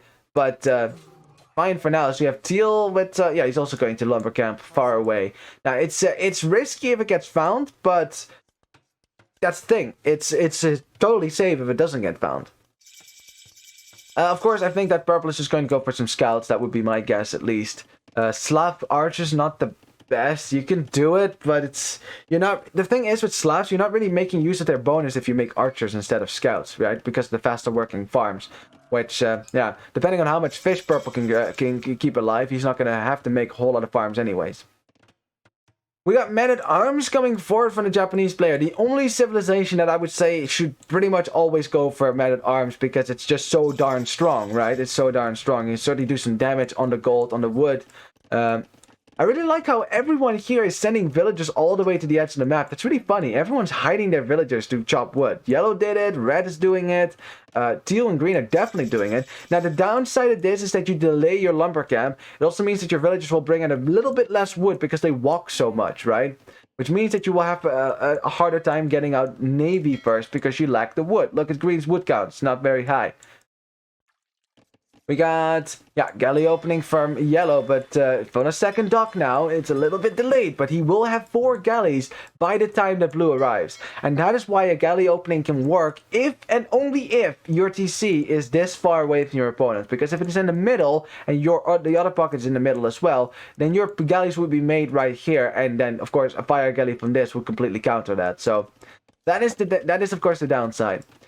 Okay, we got blue reacting now to red. The question is, did he scout that? I think he did. He sees the archer range, but he's also walling in his villagers, which is a smart thing to do, because here come the men-at-arms. They're Japanese men-at-arms, mind you. They're very strong indeed. Blue, he's kind of hesitant with his fire guys, but there's a lot of navy coming out, and there's only yellow going to water here. So that's going to be very dangerous. Now, you could also just go forward and snipe your opponent's fish. You can certainly do that as well, right? You don't have to fight the fire galleys with your navy. But I think in yellow's case, it's probably a good idea anyway, since we have a hole. Is that a hole? Oh, no. Oh, overjump! Oh, God. Blue letting in the man-at-arms from the Japanese player. That is a big deal, because these attack faster. They are very dangerous. Look at that. 2 villages down already in the blink of an eye. Yeah, the Japanese, they're not messing around, man. They're not messing around. They get into your woodline, they destroy everything. Alright, well, purple now saying, yo, my fish is getting killed. Pull away the fish. Now, we have 6 galleys. They fire faster with Saracens. 6 is the magical number. You need 6 galleys at the least to reliably kill fire galleys. Because you can micro now. Look at that. And that's only possible because he got 6. Only possible because yellow had the time, right? The time to mass his galleys first. And now these fire galleys aren't going to do a whole lot. And you're going to need some fire galleys. More fire galleys or galleys from blue and green as well. Yellow, oh, he's not paying attention to this right now. Probably looking at something else, not exactly sure. But yeah, as more galleys come out, you'll see the Saracen player will be able to dominate this side. The Steel is trying to build something. Ah, look what happened here. So what happened here, Steel tried to wall this. The problem is that this palisade wall is completely surrounded by trees. So this villager cannot build this palisade wall, but it's too close, so it still thinks it can because the AI is an idiot. Right? That's kind of funny. So that villager will just stand there, and it won't be idle either, so you will never find that. If Teal looks back at his walls, he might be able to find it. Purple, he's scouting around. If he scouts a little bit further, he might actually find the village on the wood. But for now, all eyes should be turned to the Japanese men-at-arms breaking into the gold once more. And blue is going to have to abandon the gold. And no gold, no fire galleys. Again, all of this land aggression is making it easier for yellow to win water by himself, even though it's 2v1. Oh boy, oh boy, oh boy. Yeah, that's indeed an awkward villager indeed. Yeah, Teal's never going to find that, is he? He's never going to find that, especially when he's busy defending himself against the Slav scouts coming in. The question is, what is Teal going for? He's making some archers, which are over here, not doing a whole lot at the moment. Fishing ships for the Japanese are about to go down. I think at this point, you pull back those fishing ships, right? You put them back. Just save them, hang on to them. Like, letting them die like that is kind of a waste of fishing ships, honestly. But I guess Red is probably busy doing some other things right now. For one, walking through TC fire. That's one thing he's busy doing at the moment. Yep. It takes a lot of your brain power, obviously. Look at that, yeah. Not anyone can just walk through TC fire and lose 2 archers like that. No. I'm just joking around, obviously. Wait, yellow, he's got a nice mass of galleys, and look at that, you're getting close to be able to one-shot these fire galleys now. And at that point, those fire galleys are just not going to do anything anymore. The fire galleys are the counter. They're technically the counter to galleys, but not when there's this many. And also, Castle H is in for yellow, because he's been fishing consistently. Castle H is coming in for teal and blue as well.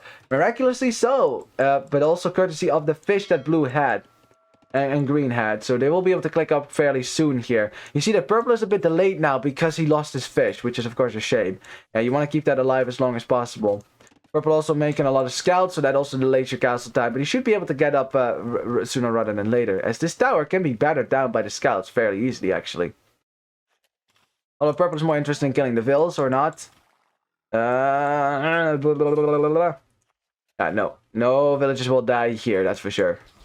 Archer still denying the gold for blue, and blue right now is strapped for gold. He doesn't have the gold to produce archers, or not a whole lot at least. He's got some banged up, but not a whole lot. That's kind of a problem, isn't it? We got a town center now from the Saracen player. He's just going to boom it out. Of course, at this point, right? At this point, since yellow is dominating on water, red and purple should immediately add fish again, right? Send your villagers to wood. Get fish out, because this is safe economy. This cannot be raided by land military. You have to fight this on water, and yellow is winning on water right now. So the moment that your team wins, and I see so many teams, right? They fight for water, and then they don't add fish traps. They don't add fishing ships. You should immediately do that if your opponent is winning on water. Even if he's not really winning, still, yellow is so far ahead at the moment. Look at this. He's just killing everything. There's nothing that blue or green can do about it. But, like, green is not even fighting this. And look at all the fish go down. Blue down a lot of fishing ships here. Okay, now what green is going to do is try to be sneaky, right? He's trying to go forward and snipe yellow's fish. But yeah, yellow is wise to that. He's going to send part of his navy back. The other part is going to kill the fish. And there you go. So, time to add fishing ships, you guys. Okay, purple is adding a fishing ship. Red is not. Red didn't think about it yet. I hope he does, because that can save a lot of farms. Look at all these farms. That's nice, but you can add fish now, which is better. Much better indeed. We got, we got the archers for red actually finding this wood line, which is good information to have, certainly if you go to land. I think at this point, yellow, if he feels like he's won water, at this point you stop making navy and you start going to land. So I think at this point it's time to stop making navy and get yourself some land military out. I think we need some knights. Something like that, especially since purple hasn't clicked up yet. I steal once again a town center up. There is a lot of scouts here with upgrades, by the way. These scouts have armor and attack. No bloodlines though, which is an important upgrade. But yeah, steel has dropped the town center. Get some free sheep. Oh, purple can steal them. Oh, steal the sheep. Steal the sheep. Yeah, that's right, the tar player. We know how important your sheep are for you. That's right. Ah, okay, almost got him. Got a little micro battle in the front, but no surprise, red has more archers than blue does. Even though blue got a nice little snipe there on the crossbows. Good stuff. Now red knows exactly where to send those crossbows, doesn't he? He knows exactly where to go. Oh yes. Oh yes, oh yes, oh yes. Although he first needs to fight blue army. As blue, yeah, snipes another crossbow. That's good. That's good. Red has the upgrades. Blue, actually, wow. That's impressive. Blue, he didn't have buck and arrow yet because he doesn't have the gold. He's still sniping archers from red, whereas red wasn't sniping any archers whatsoever. That's pretty impressive, actually. Now, yellow has one water. No one is investing on water anymore. So yeah, we need more water investment from blue and from purple and red. That's really, I mean, purple is actually adding fish. I love that. That's good from purple. Good job. That's what we need to see. But yeah, like, seriously, build a second dock. Just go full fish. Like, it's certainly worth it. Especially if you're red, right? Because then you can put your villagers on gold and wood and actually get a lot of army out and out-pop your opponent on water and still have a better imp time, right? Ah, an upgrade that I always forget. It's gill nets coming in, which will make your fishing ship fish faster. But I always forget about that upgrade when I go to water. I don't know. Yes, things have quieted down a little bit, but look at the eco lead now for Talita. That's not just fishing ships. That's also eco just in general. As yeah, yellow's got 65 eco at the moment. Look at the eco for Turmita. It's not a whole lot. They lost their fish, and they're not really booming as much just yet. And we do have a second town center. It's on stone and gold, so I guess that's okay. Even though you can't really farm around this now. If only you had fish traps or something like that, huh? Yeah, that's not going to be a possibility anymore. I like that yellow stopped making navy. That's good. He's actually going to make a castle now. Is he going to go for Mamelukes? That's the question. Are we going to get to see Mamelukes? Come on. Mameluk. I guess it's just a defensive castle then. Oh, but blue getting into the wood line for red. Something that red was maybe thinking about, but blue actually does it. Oh boy, oh boy, oh boy. That's good stuff. Yeah, red actually has less crossbows, so blue could certainly take this fight. And is also fighting uphill. Blue, yeah, losing 2 crossbows already. Red. Red, neither side has ballistics. Now red has ballistics, so now the fight should be a little bit better for him. Yeah, blue every time just backs up to another hill here. That's very nice. Yeah, keep going uphill. Keep going uphill. You'll get that advantage. Anyway, red did lose 8 villagers there in total, so that's pretty good. But yeah, blue lost 12, so I guess it evens out a little bit, doesn't it? Crossbows are raiding purple's base, very nice. It's only a few crossbows. They're Tatar crossbows though, so they have thumb ring for free, which is always nice. As red is microing against the fact that blue does not have ballistics, and look at the difference that makes. Because blue had the hill as well, and red still gets an even-ish trade out of this. If red shoots the right crossbow here, he can win this. Wow, this was the most even trade possible. There's literally one crossbow left for both players. Wow. As red is probably very distracted what's going on in the front. As we have a Dow TC. A Dow TC. Ooh, red is under a lot of pressure right now. Yeah, we need yellow to go to land as well. Yellow is greedily booming at the moment. He's at 86 villagers, which is nice. But now red is getting 2v1 because of yellow's greed. Oh boy, oh boy. Yeah, red is taking a lot of damage as a result of this. Oh boy, it's a good thing that he can add fishing ships. He is adding fishing ships. That's good. Maybe a little bit too late, though, because now... Ay. Yeah, I don't know about this one. Red is, took a lot of damage there. Only 33 villagers and still going down. Blue's got some crossbows to defend himself. I mean, Red's got no crossbows to defend himself, really. Just a few under the TC. But yeah, a lot of villagers going down here. Ay. In the meantime, I'm not seeing purple really defeating teal at this moment. Purple is making skirmishes. Like I said, Slav flank is weird. It's weird, right? It's very weird. Maybe the red prince will the red throw. Well, not me. I'm not in this game. But certainly Talita could throw because, I mean, they're very much behind in the army count at the moment. Yes, they have more eco, but not that much more. They lack army. We really need red. We need yellow to go to land as well. Yellow is he's just booming away at this point. Got red. Gets that DC up, but sacrificing 3 more villages to do it.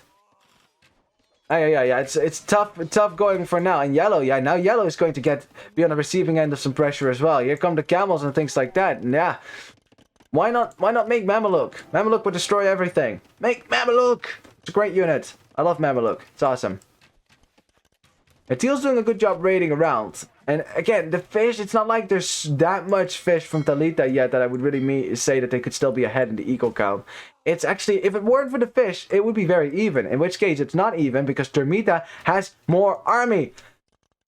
You're not gonna throw this, right? I mean, they won water, but right now the transition to land has remained very, very, very, very awkward for Talita, it seems.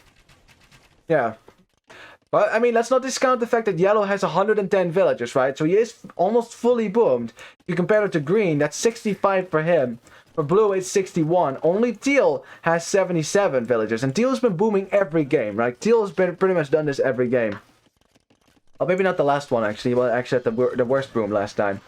But, yeah, so, I mean, teal versus purple, you favor teal in that matchup. I'd rather have a lot of crossbows rather than Slavs with the knight spam, especially if the Slav player isn't making knights. He's finally making them now, but, oh boy. Castle in front of your gold, I like that, that's good. Red. He doesn't have wood. Red's got no wood, does he? Nope. No wood whatsoever. Look at that. The Japanese player is complete potato right now. Absolute potato. He's got nothing. He's got a little bit of wood in this town center, but that's about it. And blue, yeah, they realize, okay, we are behind because yellow is fully boomed. They probably know that. But red is certainly not fully boomed. And I must say, between red and blue, blue seems to have the better micro in the fights there. You know, even though both players have ballistics as well. Like, it seems to me that the KD between blue and red is in favor of blue, not so much red. Now, skirmishers versus the Tatar player. We're only waiting for teal, who's clicking up the imp to make the cavalry archers here. Because remember, Tatars do not get arbalists. They don't get arbalists, so you kind of need to switch into CA eventually here. If you want to be competitive in the late game. Okay, what is yellow making? Yellow's making camels. Oh boy. Okay, so why camels, right? Camels have way more HP with Saracens. You can get Zealotry, which will give your camels plus 20 HP as well. You get 10 HP anyways on your camel units. However, you're going to have to fight crossbows. And remember what crossbows, I mean, Saracen camels might be the best camels in the game to fight crossbows. They might be the best team game camels at the moment. Because, you know, they don't need, like, so what Gurdaras have, right? They don't need melee armor. That's not necessary. Like, they already shred cavalry as is. They need pierce armor. That's what they need. Or HP. And Saracens have that, so that's nice. However, again, it's still crossbows as teal. Nice little raid there from teal in the wood line. Teal has a lot of crossbows out. Blue has a lot of crossbows out. I don't think camels are going to really do the trick, which is still why I'm kind of sus at the whole Saracen flank choice, honestly. We have Teal trying to go for a castle here. Forward castle as he's going up the imp. Looks like that. Is that gonna go up though? Is that gonna go up? The camels die now. The crossbows will be killed as well. The knights go to the base of the castle. Is that an outcastle? Is that an outcastle? It's only 50% of the way. There's lots of knights here. Skirmishers pushing away the crossbows now. This is starting to look like an outcastle. Oh, Teal. Oh boy, oh boy, oh boy. Oh man, hinders with 25% attack speed are sort of okay versus crossbows. I guess there's that. That's true. As yep, doubt castle. Doubt. Yep. When in doubt, build a castle. Huh? As we got, yeah, the Saracens cleaning up those crossbows in the back as well. And Teal, yeah. The problem is Teal now going for cavalry archers, but it's so late to go for cavalry archers, right? It takes so long as we have Red dropping a castle, a panic castle to stop the siege from Blue. From destroying him, but man, Red is having a hard game. And Red, if you're watching this, you can look at Yellow and say, "This is your fault, man. This is your fault. You greedy boomer." Now Yellow is fully boomed. Should probably come and save Red now, because well, Red needs some help, obviously. Because Red's not gonna go to Imperial Age anytime soon, and he needs a lot of gold for that in order to do that. He's mining that, so maybe he gets to Imp, but Blue gets there first, probably. Oh, I like this actually. Look at that. We got Saracen docks all around, so you can actually fish the entire lake now. That's funny. That's really funny. Update on this villager. It actually did complete this palisade wall, but I think it got killed then.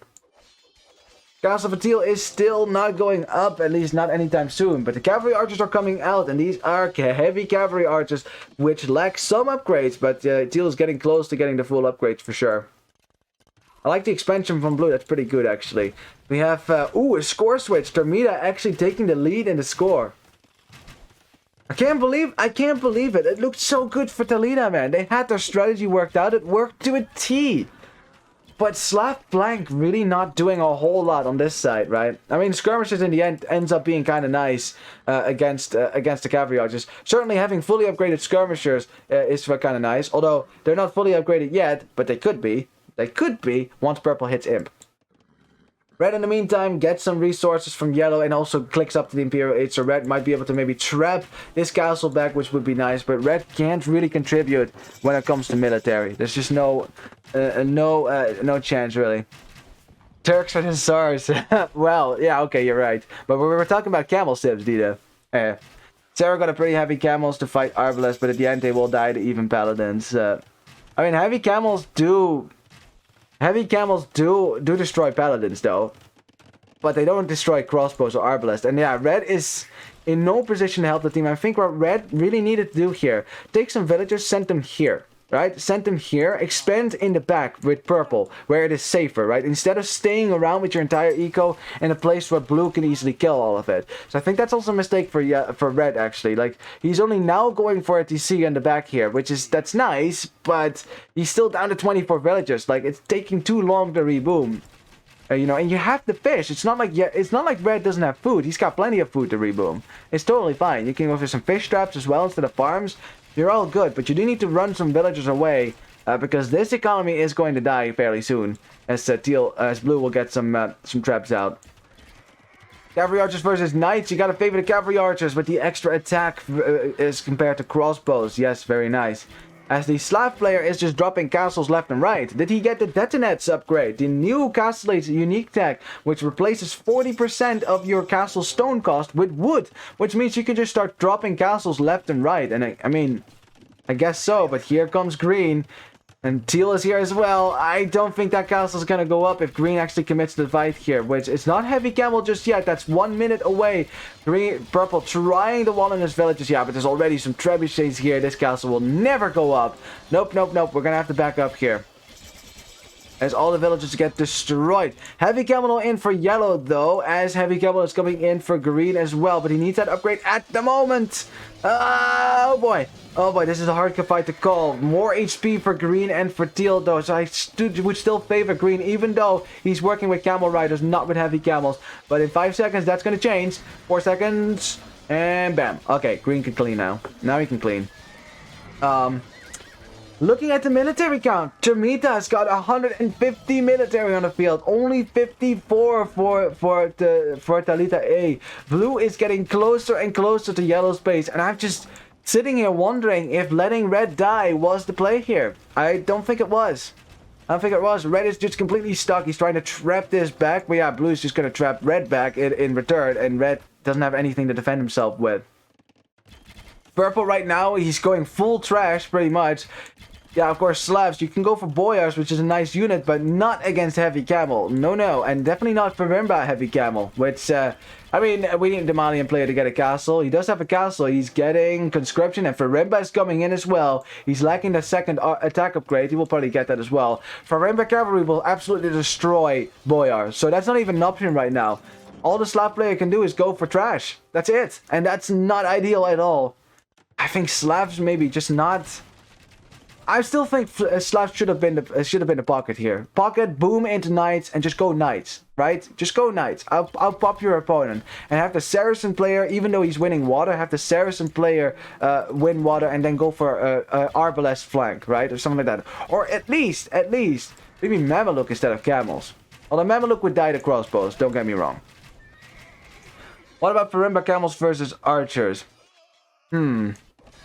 I mean, again, all the bonuses that all these civilizations get for camels is that they kill faster. But the problem with camels that camels have is not the fact that they kill fast. It's really the fact that they die fast to archers. That's really the problem. So yeah, I guess you're right. Farimba camels, because they have higher base attack, will be able to kill archers much quicker than any other camel civilization. That's true. What I actually like the most about Farimba camels is that they can actually kill villagers really quickly as well, because they have very high base attack now, which is nice. As yeah, purple is just getting raided left and right. He does not have the army count whatsoever to stop this. It's really yellow right now who has the full boom. He's getting onager. Yellow's just getting everything. He's getting everything he can, but can he win 1v3? I just don't think so. I mean, Talita have fish. But, I mean, that fish is not going to bring in a whole lot anymore, because look at how much fish there's left in this pond. Not a whole lot. Like I said, Heartland is not... It's not like Dry River, where there's so much fish on the map, or anything else. We have a bomber cannon fight between the two sides. As, yeah, one bomber cannon gets sniped. Oh, Genoese Expo-Man coming out from blue. That is a great unit. I mean, it dies to onager, but all you need now is just some meat shield in front of these crossbows. And there's literally nothing that yellow could do about it. Against CA, no way. Now, CA should be able to run away again from Farimba Cap all the time. We got cavalry archers raiding on this side. We got blue again distracting yellow on this side. I can't believe that I have to say this, but it just looks like Turmita is going to clean out Talita on the third game.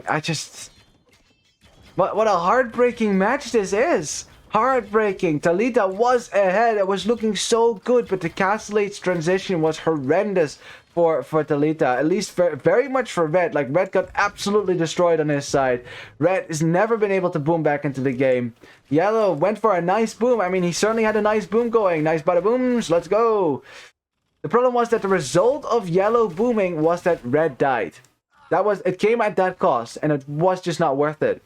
I think having an Arbalest player on your flank right now would have been invaluable for Yellow, as he's trying to defend himself with onagers. Nice shot, nice shot. Come on, come on, come on, come on, come on, come on. Oh, it's so close. Come on, another shot, another shot, another shot. Come on, Blue, stand still. Blue, stand still. Okay, let's go. Let's go. Bam! Let's go! Giant bada boom. These are the ones that you need to defend yourself right now, because it's not looking pretty on either side. Slavs certainly a terrible civ when it comes to defending against camels and against cavalry archers. Like, they don't have the options really. You have to go full trash, and as you can see, it's just not doing anything. Halberdiers are just dying. Purple is down to 56 villages. He's barely making anything military-wise right now. He's trying to reboom in the corner maybe, but is it too late? As we have cavalry archers running in Yellow's economy. It's heartbreaking, man. It is heartbreaking, but I just don't see it. I don't see it. Yellow on his own cannot get enough pop out to kill this. Look at the military count. It's almost zip. Nada nothing. As Yellow's army goes down against the Genoese Expo, man. I think it's over. I just don't think that Yellow can hold this by himself. I mean, if Purple can go for a reboot, maybe, but Purple loses another castle, another doubt castle here, and yeah, it's just... All he's making is Halberdier, which is fine against the camel, but the cavalry archers with Parthian tactics will just destroy that.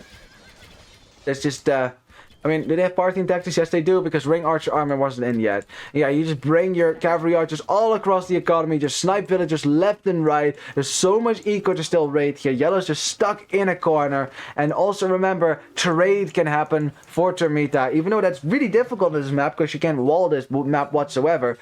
But right now, the pressure is just sufficient. Instead, Yellow's trying to snipe the bomber cannons, but look at the Genoese expert making short work of these Hussars. They get one bomber cannon, but not even the second one. And the GG is called. Yellow realizes there's no way to push this back anymore. And wow, I can't believe this. Turmita winning the third set between Talita A and Turmita. Wow, what a game! What a game! GG's. Wait, hang on, I'm sorry. There you go. Wow. It's heartbreaking, man. After a set that was as long as this one, you know, you hate to, you know, it's really the classic played for 2 hours and died like this, right? Meme. It's a heartbreaker for sure. But yeah, Turmita, they got their military out at the end and they overwhelmed Talita with land aggression. I mean, let's analyze this map, right? Let's analyze this match a little bit. So, Talita's plan at the start was, we take Saracens, we get galleys, we give masters in the back, and we kill water. And that plan worked to a T. It was perfect. Red had a great early game with archers running into Blue's wood line, you know, Blue losing his fish and then also getting kicked off a goal. Blue was under a lot of stress, for sure. So the feudal age was perfect. It was Talita's game. I think on the other side here, because Slavs are not the greatest flank, it was alright, but I don't think Purple really did a whole lot of damage to Teal. Yeah, but I mean, that's fine, right? Because if Yellow and Red, if they are cleaning out on their side, it's good. But then came Castle Age, and I think Castle Age is where things started to go wrong for Talita. Because what happened for Turmita is they got pushed off of water, so they started focusing on land. But you notice that for Talita, that focus, especially for Yellow, it took a while for him to go to land. And when he did that, he boomed, right? The Yellow just boomed like a crazy madman. Got to 100 villagers really quickly. The problem was, he needed military as well. I think the switch into land military for Yellow was too late. I think you use that extra fish, right, to get more military on the field to outpop your opponents on land and push forward that advantage rather than letting them get a boom going. Because in the end, land economy will be more efficient than fish economy, because it is, right? Because the fishing ships have to sail so far, unless you go for fish traps, which is always a possibility as well. You know, I like to make fish traps as well. Purple, as Slavs, had a hard time dealing with Tatars. Tatars have more options, more mobile, aggressive options than Slavs if you're not just going to go for a knight spam. And guess what? Green was there with camels all the time, which means that Slavs can't make knights really, which is why you got trash from Purple. Yeah, Purple had some nice castles going forward, did a good job denying Teal's castle over here. But yeah, just dropping castles, at some point your opponent just traps them back and then you got nothing. Nothing against these cavalry archers. I mean, having skirmishes on the field would have been nice, but I think the Slav player should have been making cavalry as well. Even though, right, even though you're up against camels. That is also why I think the Slav player should have been the pocket, not the flank, right? So what you need then, if the Slav player is the pocket, you need the Saracen player to still go to water, but the Slav player should go all in feudal just to protect the Saracen player from land aggression. That would have worked. And last, between Red and Blue. I don't know what happened between Blue and Red. Red was losing a lot of fights in the crossbow age, right? And I noticed that the KD between Red and Blue must have been better for Blue, because Red was definitely losing a lot of units.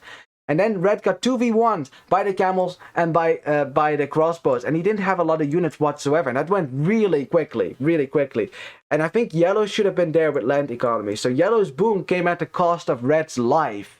And I don't think it was worth it in the end, because now Yellow's defending himself against Genoese X-Bowmen, Arbalest, camels, with his own camels, right? Because Saracens don't even get Cavalier. It's, yeah, it was difficult to do. Alrighty. What are you guys talking about, Will Tim throw? Puh, pooh, pooh. You know what? There you have it. Now I'm just not going to cast this set. There, please. Puh. No, I'm just joking. Just joking. Let's have a look at the statistics first, and then we will go to the next set. Yes. Yeah, nice production there for Blue. Blue definitely really came back into the game. Like Blue's early game was fairly weak, as you can see. Like he certainly got hit quite hard, but as soon as Caslates came out, he started booming right back into the game. As a result, look at the KD, much better than the KD for Red. Yep. I mean, Red's KD is also skewed because he lost a lot of villagers, so that you need to take that into account. But I know that the fights between Blue and Red weren't very good. You can tell by the military count. Look at it. Blue got way ahead of Caslate. Red kind of staying behind over here. What can I say? Yeah, but for the rest of the KDs, at the end worked pretty all around, obviously, especially for Yellow as he was spamming in Cavalry versus Genoese Crossbowmen and Arbalest. That's never going to be pretty indeed. So yeah, man. Economy-wise, look, like Yellow has got a sick economy, but look at the difference between Red and Blue. It's not even close. It's because Red just got killed. Quite early on, and Red was trying to delay and hold on, but it just wasn't enough. And Saracens are not the best civilization at that point to defend yourself against Italians. Italians are scary when they get to Genoese Expo, but they really are. It's a great unit. Yeah, I mean, nice resources for Purple, but yeah, Purple didn't really have the options to deal with what was coming on the other side. So yeah, what can I say? Yeah, Vil counts. Yeah, poor Red. Poor Red! Yeah, you should just get 40 villagers from Yellow, give them to Red. That would have been a bit more fair, but yeah. Anyways, who was the fastest player? It was Fifin with 64. Oh, no 69 this time. Oh yeah, but he didn't need the 69 to be lucky this game, I guess. But yeah, very nicely done. In any case, fantastic set, you guys. Definitely a banger of a set. Both sides certainly showed their mettle, you know, what they were worth, for sure. But in the end, only one can win, and that victory has gone to Turmita. So congratulations to that team for winning, and of course, good luck next time for Talita A. Alrighty, GG.